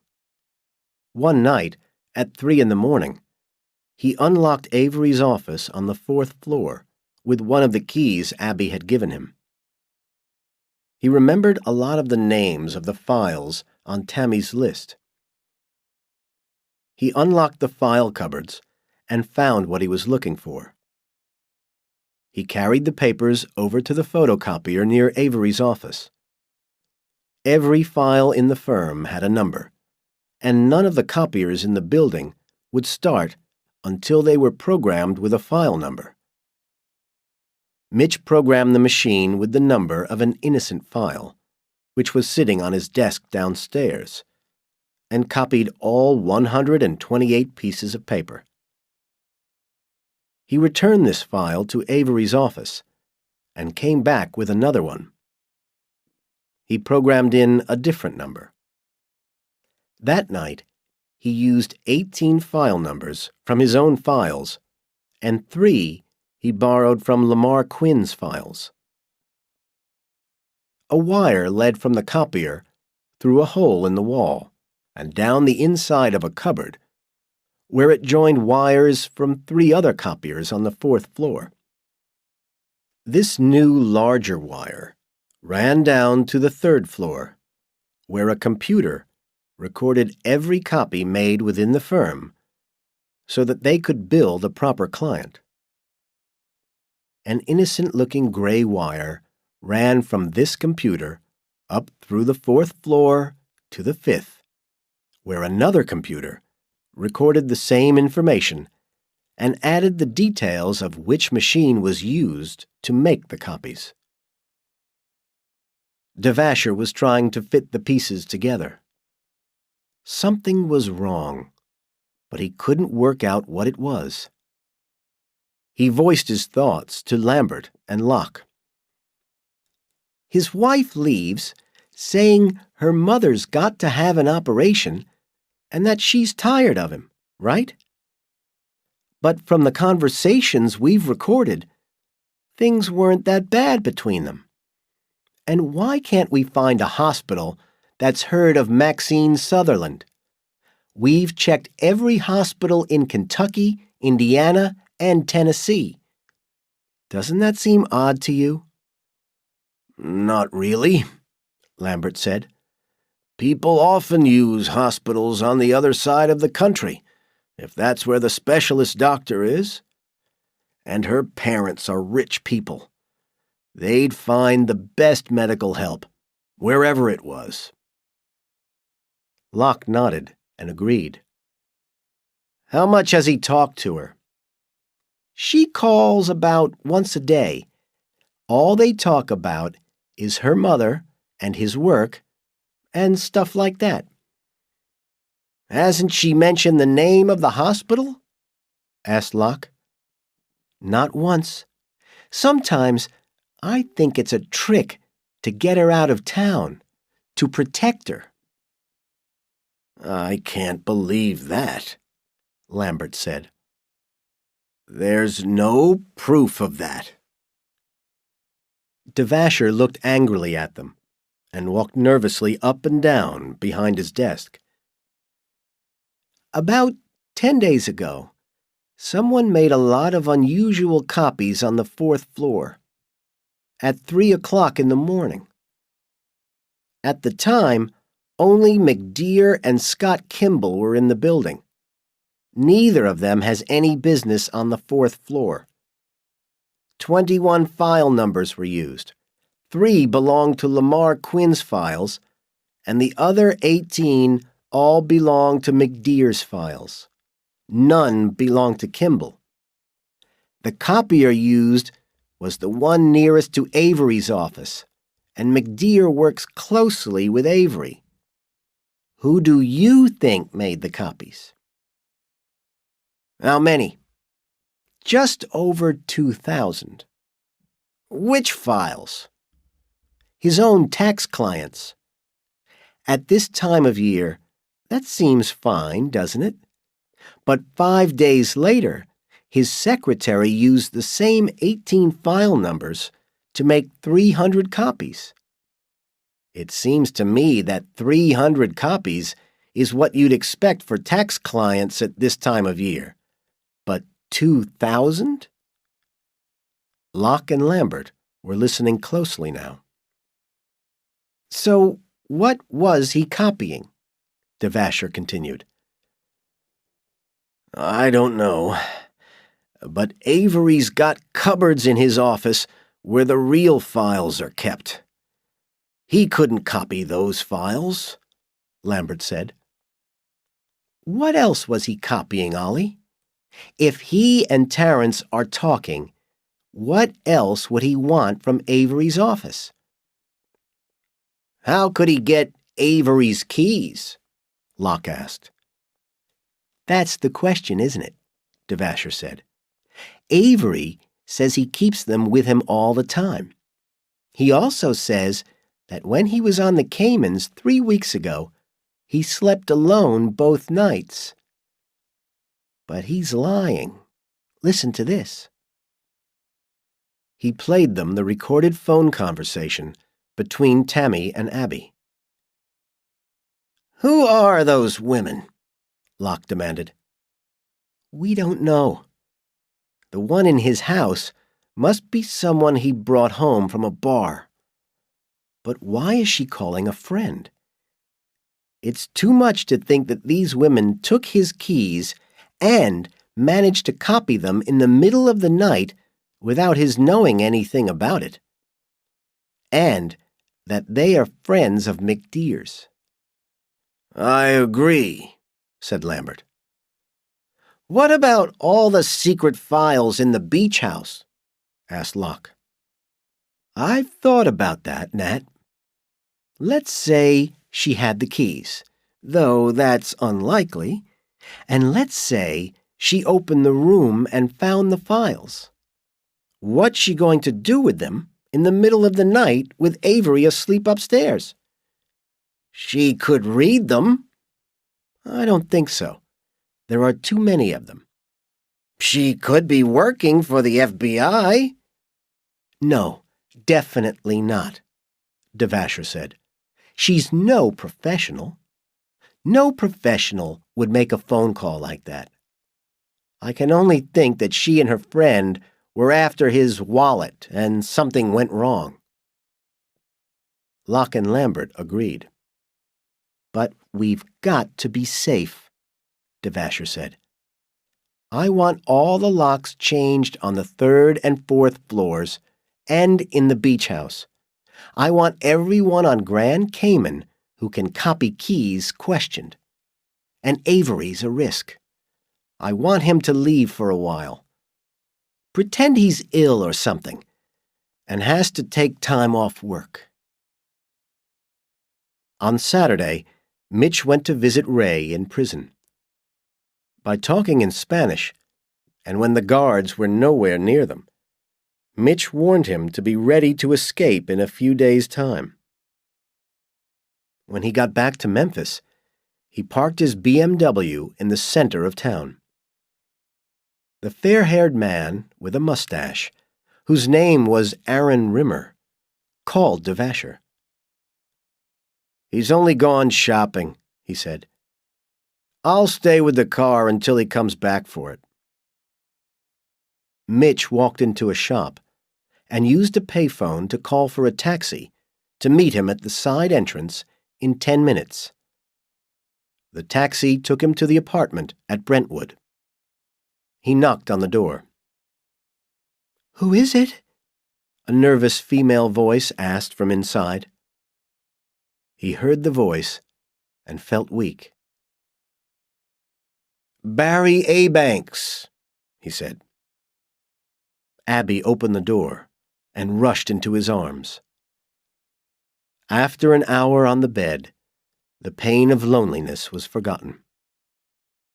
They walked through the small apartment, holding hands and kissing. Mitch saw for the first time the enormous amounts of paper. He had seen Tammy's notes and lists, but not the actual papers. One day, soon, he would spend hours here, studying the papers and preparing his evidence. Chapter 19. Avery's Illness. On Monday morning, Mitch's secretary told him that Lambert wanted to see him. But don't forget that you're due at Mulholland's office in the Cotton Shipping Building soon, she added. Up in Lambert's office, they talked for a while about Avery's illness. Lambert sounded worried about him. I visited him in hospital yesterday, Mitch said.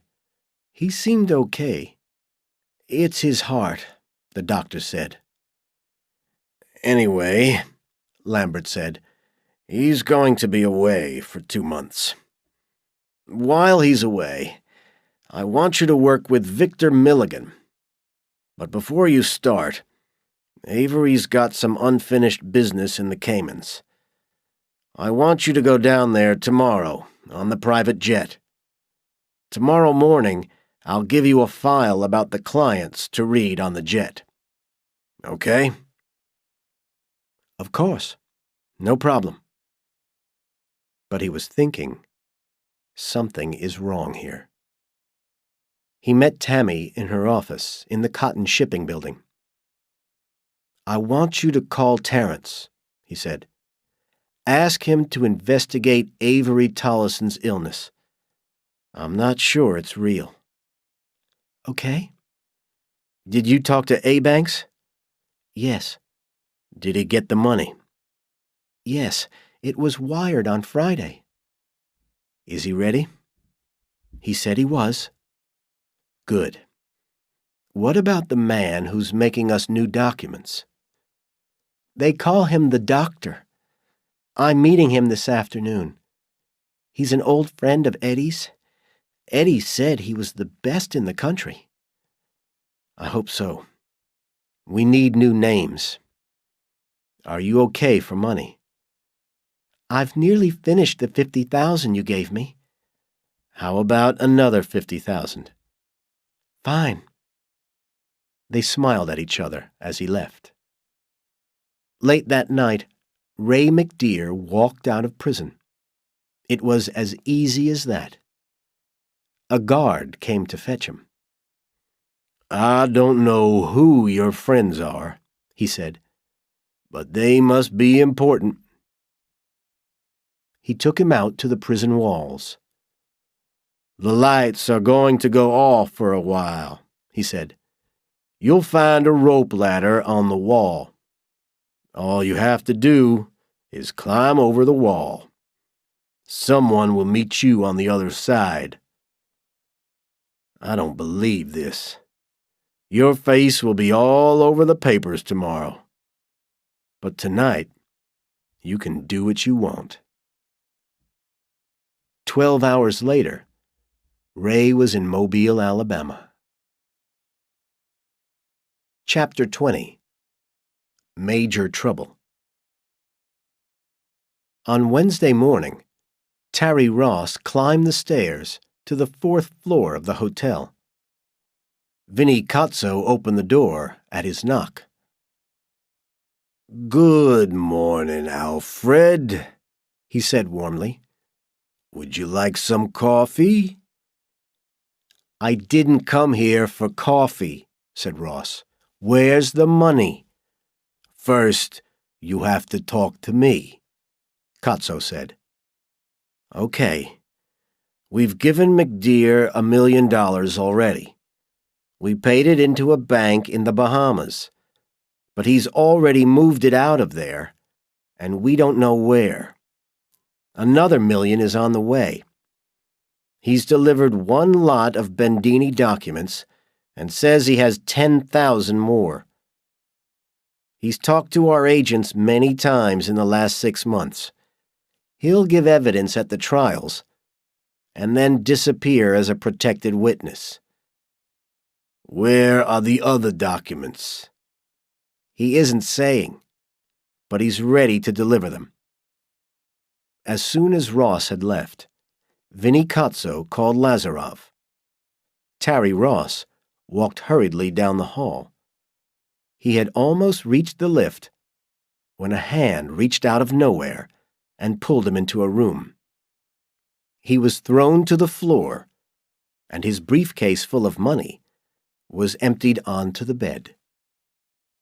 You disgust me, Ross, said Voiles. I can't believe it's you. What did you tell Kotso? Ross began to talk. Devasher ran down the stairs to the 4th floor and burst into Locke's office. Half the partners were there, and the rest were on their way. He quickly told them what Kotso had told Lazarov. The FBI have had plenty of our files for about a week already. They haven't moved. That must mean that this first lot of files is clean. McDear was just warming them up. He's in it for the money. But we have to suppose that the next lot of files will destroy us. Where is McDear? Milligan spoke. In his office. I just talked to him. He suspects nothing. Good. He's due to leave in 3 hours for Grand Cayman, isn't he, Lambert? Yes, around midday. The jet will never arrive. There'll be an explosion. The jet? Asked one of the partners. Yeah, the jet. Don't worry, we'll buy you another toy. Lazarov is on his way. As soon as we've got rid of McDear, we're going to look long and hard at this operation and make whatever changes are necessary. Locke stood up and said to Lambert, Just make sure McDear's on that jet. Mitch's secretary picked up the phone. Mr. McDear's office, she said. I need to speak to him, the man's voice said. I'm sorry, he's busy at the moment. Listen, young lady, this is Judge Henry Hugo, and he was supposed to be in my courtroom 15 minutes ago. We're waiting for him. It's an emergency. There's nothing in his diary for this morning. That's your fault. Now let me speak to him. She ran to Mitch's office and said, There's a Judge Hugo on the phone? He says you're supposed to be in his court. Mitch jumped to his feet and grabbed the phone. He was pale. Yes, he said. Mr. McDear, Terrence said. Judge Hugo, you're late for my court. Get over here. Yes, sir. He dropped the phone and grabbed his coat and briefcase. He was out of the office in 2 minutes. Judge Hugo was the name Terrence had told Mitch he would use if something went wrong, and the boys on the 5th floor were after him. He ran east for about half a mile. He made sure that no one was following him, and then called Terrence from a payphone. What's happening, Terrence? Voiles just called me from Washington. One of our men has talked. God! I knew this would happen. I knew I should never trust you. You people are inefficient fools, Mitch shouted. Don't worry, Mitch. We can protect you. Yeah? I've heard that before. For some funny reason, I just don't trust you at the moment, Terrence. You tell me you're going to protect me for the rest of my life. Then, I'm nearly gunned down in my own office. That's great. From now on, I go my own way, Terrence. What about the documents? We paid you. Wrong, Terrence. You paid me for what you've already got. Remember? Goodbye, Wayne. He put the phone down. At the other end, Terrence threw his phone against the wall. Mitch had another call to make. Hi, Tammy, he said when she picked up the phone. Hi. What's the matter? Major trouble. No time to explain. I'm running, and they're right behind me. Call Abby at her parents' house. Tell her to drop everything and get out. She doesn't have time to pack a suitcase. Tell her to catch a plane to Mobile. There she signs in at the Perdido Beach Hilton under the name of Rachel James. Okay? Anything else? Yeah. Get the documents from the doctor, then fly to Nashville and stay in the Brentwood apartment. Do not leave the phone. Then call Abanks. Okay. What about you? I'll be coming to Nashville, but I'm not sure when. Listen, Tammy, tell Abby she could be dead within the hour if she doesn't run. Move. Okay, boss. At the airport, Mitch bought several tickets in his own name for various destinations around the country. In the name of Sam Fortune, and in cash, he bought a ticket for Cincinnati. Lazarov entered the corner office on the 4th floor, and no one could meet his eyes. We can't find him, Devasher said. You mean he just got up and walked out of here? Lazarov asked. There was no answer. None was needed. All right, Devasher. This is the plan. Send every man you've got to the airport. Check with every airline. Where's his car? In the car park. He walked out of here on foot? Joey's gonna love this. How many partners have we got? 16 who are here. Divide them up in pairs and send them to all the major airports in the country. Go and get his wife. Don't hurt her yet. Just bring her in. Hurry. Voiles had also come down to Memphis.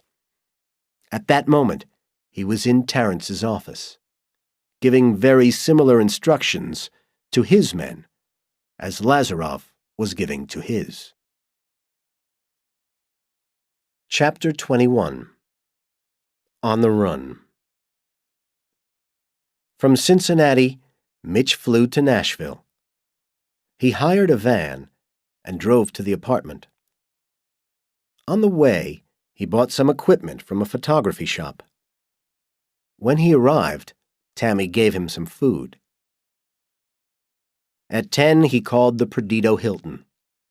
He asked for Rachel James, but she hadn't arrived. He asked for Lee Stevens. After a few moments, someone picked up the phone. Yeah? This is Mitch. Congratulations. Ray fell on the bed and closed his eyes. It was so easy, Mitch. How did you do it? I'll tell you when we have time, but at the moment, there are a lot of people trying to kill Abby and me. We're on the run. Don't ask me about it now. It's the Mafia and the FBI. Is that all? Mitch laughed. Abby will be arriving at your hotel soon. Check that she isn't being followed, okay? She's calling herself Rachel James. He gave Ray the number of the Brentwood apartment. Remember that number, Ray. If I'm not here, someone called Tammy will be. You can trust her. Take care of my wife, and call me when she gets there. Okay, Mitch. And thanks. Abby arrived an hour later in a hired car. She parked and walked towards the front door of the hotel. She stopped for a second and looked behind her.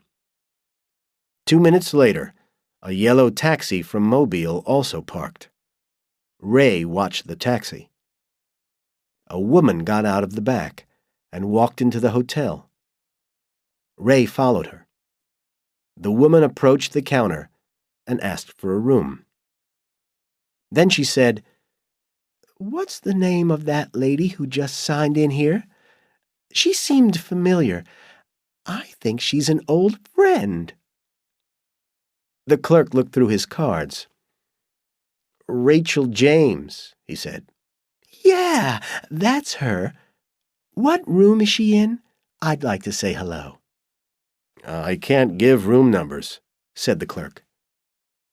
The woman pulled 2 20s from her purse and slid them across the counter. "I only want to say hello." The clerk took the money. "Room 622. "Where are the phones?" the woman asked. "Around the corner," said the clerk, and pointed. Ray got there first. He grabbed a phone and pretended to be talking to someone. He heard only a few words of the woman's conversation. "Mobile, room 622. Send some help. An hour? Okay." 10 minutes later, there was a knock at the door of her room. The woman jumped up from the bed, grabbed her gun, and stuck it into her trousers under her shirt. She cautiously opened the door. Ray burst in and knocked her against the wall. He jumped at her, took her gun, and pinned her to the floor. With her face in the carpet, he pushed the gun into her ear. "If you move or make a sound," he said, "I'll kill you." He opened her suitcase. "Open your mouth," he said, and pushed a pair of socks in. He tied her up tightly with clothes from her case and slid her under the bed. Then he left with her gun. The phone went at 1 a.m., and Mitch was not asleep. He was studying documents. "Hello?" he answered cautiously. "It's Ray." "Where are you, Ray? I can hear music." "In a bar. We had to move out of the hotel. Abby was followed." "Abby's there? She's safe?" "Yeah." "Now what?" "Drive to Panama City Beach and get 2 rooms at the Holiday Hotel. Call me when you're there." "I hope you know what you're doing." "Trust me, Ray." "I do. But I'm beginning to wish I was back in prison." "You can't go back, Ray. We either disappear or we're dead." Chapter 22. The hunt gets closer. The taxi stopped in the middle of Nashville, and Mitch got out. He entered the Southeastern Bank building and asked to see Mr. Laycook. He had learned a lot over the last few weeks. He knew all the right dates and numbers to pass the bank's tests. They let him wire $10 million out of the Royal Bank of Montreal in Grand Cayman into their bank. As soon as it arrived, he moved $1 million to his mother's bank, $1 million to Abby's parents' bank, and $1 million for Tammy. The other $7 million joined what was left of the FBI money in his bank in Zurich. On the top floor of the Royal Bank of Montreal in Grand Cayman, Randolph Osgood was informed, as was proper, of the movement of a large amount of money. He picked up the phone and called Memphis. A receptionist told him that Mr. Tollison was not available. "Then Nathan Locke?"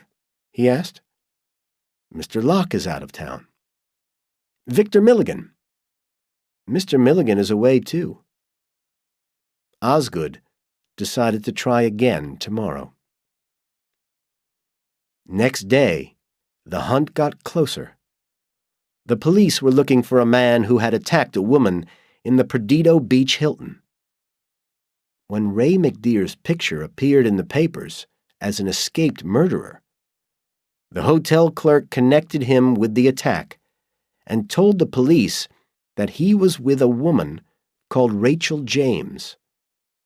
The victim of the attack, Karen Adair, supported by her boyfriend, Aaron Rimmer, agreed that the criminal was Ray McDear.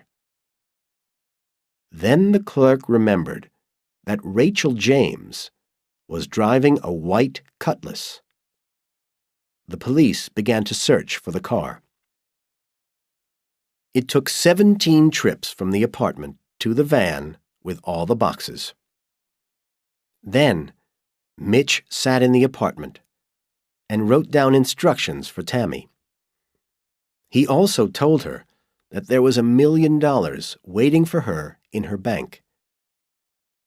He spoke to Abby at the Holiday Hotel in Panama City Beach. She told him about the police hunt for Ray, which was in all the newspapers. "Where's Ray now?" "On the beach, trying to brown his face. I've told him everything. He's also had a haircut." "Good idea. Abby, you must cut your hair and color it blonde. But first, you must get out of there. Just walk out. Make it look as if you're going for a walk on the beach. But a mile east along the beach is a small hotel called the Blue Tide. Sign in there as Jackie Nagel. I'll be there soon. Don't worry. There are so many hotels and buildings along the beach there that it'll take them a year to search them all." 12 hours later, the three of them were together. Chapter 23. Panama City Beach. Joey Marolto flew down with 40 of his men. He settled himself in the Sandpiper Hotel. The first thing he did was get all the available partners and associates from Memphis to come to Alabama. These people knew McDear. They could recognize him. 3 miles along the beach, F. Denton Voiles and Terrence were sitting in their hotel, waiting for news. They had 60 FBI agents and hundreds of local cops searching for the car. The white Cutlass was found at 9 in the morning in the car park of an apartment building in Panama City Beach. Voiles immediately moved all his men down there. A local cop phoned that nice Mr. Rimmer to tell him the news, so that he and his pretty girlfriend would feel better. Mr. Rimmer called Lazarov at the Sandpiper. Rimmer and Lazarov immediately moved all their men down to Panama City Beach. It took only a few minutes for the van to become hot news. The man who had rented it to Mitch was reading his morning paper, and he remembered the name McDear. He looked through his records and phoned the police. A short while later, Voiles and Terrence got the news. They realized that the van must be for carrying the files. At 9, Mitch called Tammy. She had the new documents and passports. Mitch told her to send them to Sam Fortune at the Blue Tide Hotel and gave her the address. He told her to make sure they arrived the next day. Finally, he told her to leave Nashville, drive to Knoxville, and call him from there. By midday, all the roads to the coast around Panama City Beach were closed by the police. Lazarov and Marolto were in the Best Western Hotel, while their men were out searching. At 4 in the afternoon, a clerk in the Holiday Hotel, told the police that Abby McDear was probably the woman who had paid cash for 2 rooms for 3 nights, but hadn't really used either of them. At 4:58, a police car stopped in the car park of a cheap hotel and found the van Mitch had rented. It was empty. Andy Patrick had first gone to prison for 4 months when he was 19. Since then, he had committed plenty of minor crimes. He hated violence. He hated cops. A cop had once beaten him so badly that he lost one eye. 6 months ago, he found himself in Panama City Beach and got a job as a clerk at the Blue Tide Hotel. Around 9 on Friday night, he was watching TV when the cop walked in. "We're looking for some people," said the cop, and laid pictures on the counter. "Seen any of them?" Andy studied the pictures. He thought he recognized the one of Mitchell Y. McDear. His criminal's mind began to work. "I haven't seen them," he said. "I'll tell you if I do." "They're dangerous," said the cop. "You're the dangerous one," Andy thought. As soon as the cop had left, Andy went and knocked on the door of room 38. He could see the red lights of police cars passing on the road behind the hotel. "Who's there?" a woman's voice said. "The manager," Andy replied. Mitch opened the door. Andy could see he was nervous. "What is it?" he asked. "The police were just here," Andy explained. "They showed me some pictures. I said I couldn't recognize them." "Do you know what I mean?" "They said one of these people had been in prison. I've been in prison too, and I think everyone should escape. Am I making myself clear?" "Yes," Mitch said. "What's your name?" "Andy." "Andy, I'll give you $1,000 now and another 1,000 tomorrow if you're still unable to recognize any of the faces in the pictures." $5,000 a day, Andy said. "Okay. And I'll give you another 5,000 to bring me a small packet that will arrive tomorrow morning." "Good." Andy went back to his counter. Back in the room, Mitch said, "I think our luck has just changed for the better." Chapter 24. On the floor among the boxes. "Why here?" Lazarov asked. "Why did they choose Panama City Beach? They're trapped here. The cops have got the whole place covered. There are only about 60 of our men, and the cops have got hundreds. So the chances are that they'll find them before we do." Marolto nodded. "So we've got to improve our chances." "Leave that to me," Devasher said. "But why here? It's good for them that there are a lot of small hotels, but we can still send our people to search them, room by room. It'll take time, but we can do it." "The water!" Marolto suddenly shouted. "They're going to try to escape by sea, in the dark." "That makes sense to me," Devasher said. "So where are our boats?" Marolto said. Lazarov jumped from his seat and began shouting orders down the phone. He wanted his men to hire every available boat and stay out at sea, waiting. Devasher gave his own orders to Rimmer and his men. Rimmer drove up to Tallahassee and phoned the police from there. "Listen," he said excitedly. "I just saw those 3 people you're after. They're driving a green Ford van. They're going south." 5 minutes later, Fat Tony Verkler did exactly the same from a few miles further south.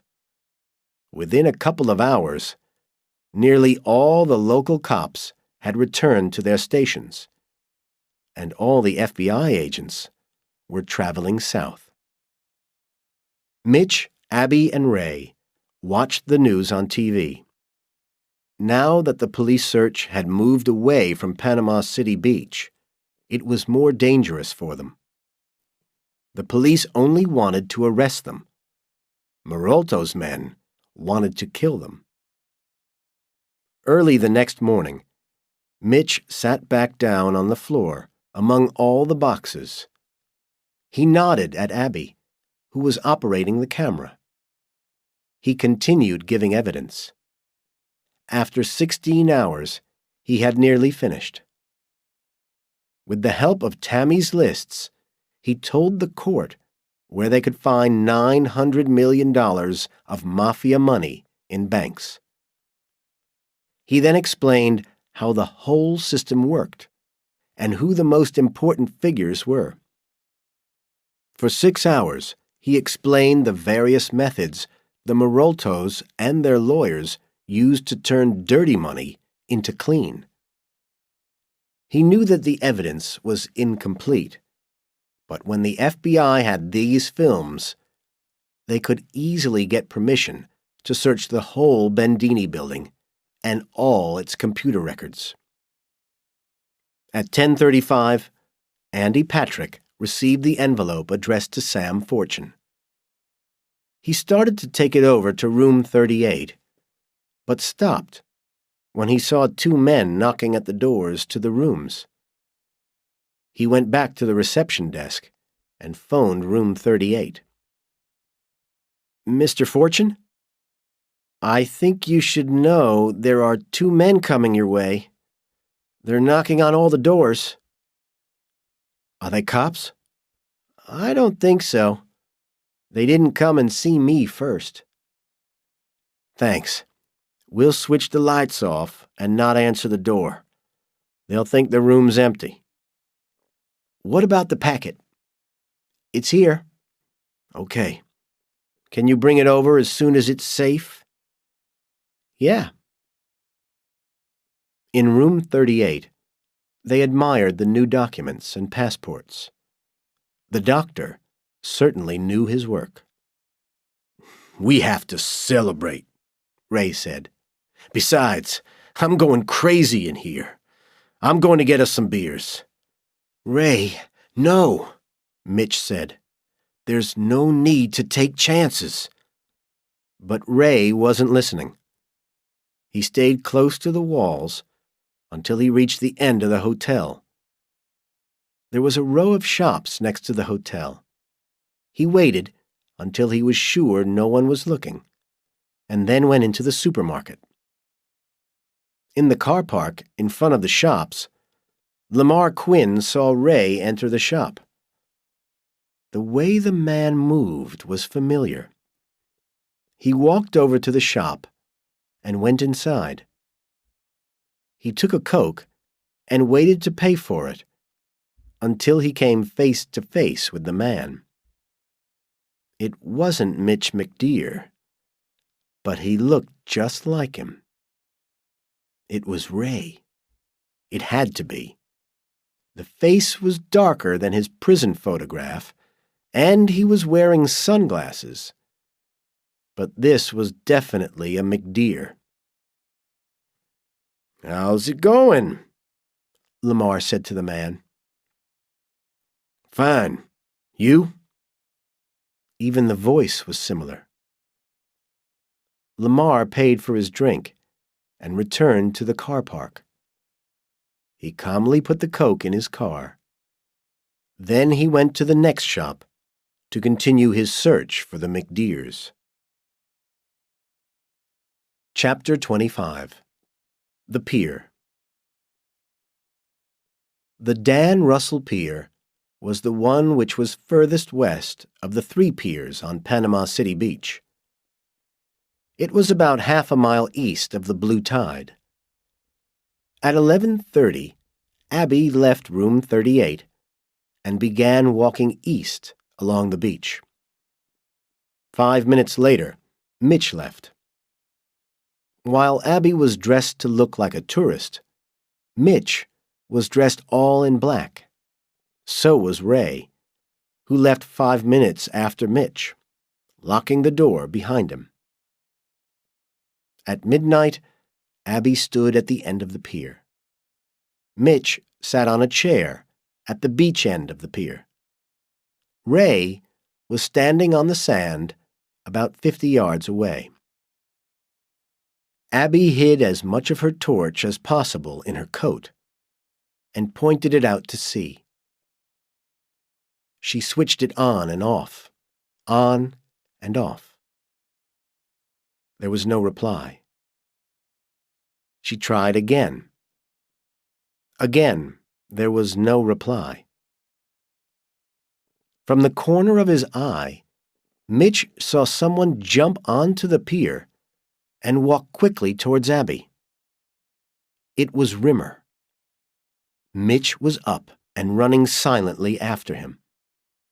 Rimmer walked up behind Abby and called her name. She turned round and started to scream. Rimmer jumped at her, and at the same time, Mitch dived headfirst into his legs. All 3 fell down onto the hard surface of the pier. Rimmer hit Mitch hard in the eye and reached for his gun. He never found it. Ray charged into him and hit him again and again until he was unconscious. "Switch on the torch again, Abby," Ray said as he unwrapped the rope from his waist. She turned out to sea and did as he said. "What are you going to do?" Mitch whispered, watching Ray and the rope. "We can either shoot him or drown him," Ray said. "We have to do one or the other." "Oh, my God," said Abby. "Don't fire the gun," Mitch whispered. "I agree," Ray said. He twisted the rope around Rimmer's neck and tightened it. Rimmer didn't move. After 3 minutes, Ray slid the body at the end of the rope down into the water. Abanks was late, but he found a way through the small boats which were waiting out at sea. None of Maralto's men even saw him come, and none of them saw him go with his 3 new passengers. At 6 in the morning, Tammy phoned Terrence, just as Mitch had said she should. "You can have the files now, Wayne," she said. "They're in room 38, Blue Tide Hotel, Panama City Beach. The clerk is called Andy, and he'll let you into the room. Be careful with the files, Wayne. We've taken a lot of time and trouble getting them all neat for you. And you'll find 16 hours of film there, too." "I have just one question," Terrence said tiredly. "Where is he?" "By now," said Tammy, "they're on a plane to South America. I've got to go. Goodbye." The boat Abanks had bought them was perfect. With it and the money, they could spend the rest of their lives sailing in luxury among the thousands of islands in the West Indies. They could have homes on 2 or 3 of the smaller ones, like Little Cayman, where no one ever came. A. Banks taught them all he knew about boating and about the islands. They knew from newspapers that the firm and the Maralto family were finished. 51 present and past members of the firm were arrested, and the Maralto family trials would go on for years. The Memphis newspapers listed the names of all the arrested lawyers. As Mitch read their names, he saw their faces. He almost felt sorry for some of them, and he pitied their wives and children. What a waste of talent. "I love you, Mitch." Abby was standing behind him. "We'll be okay. As long as we're together, we can handle anything." "I never really wanted to be a lawyer anyway," Mitch said. "I always wanted to be a sailor."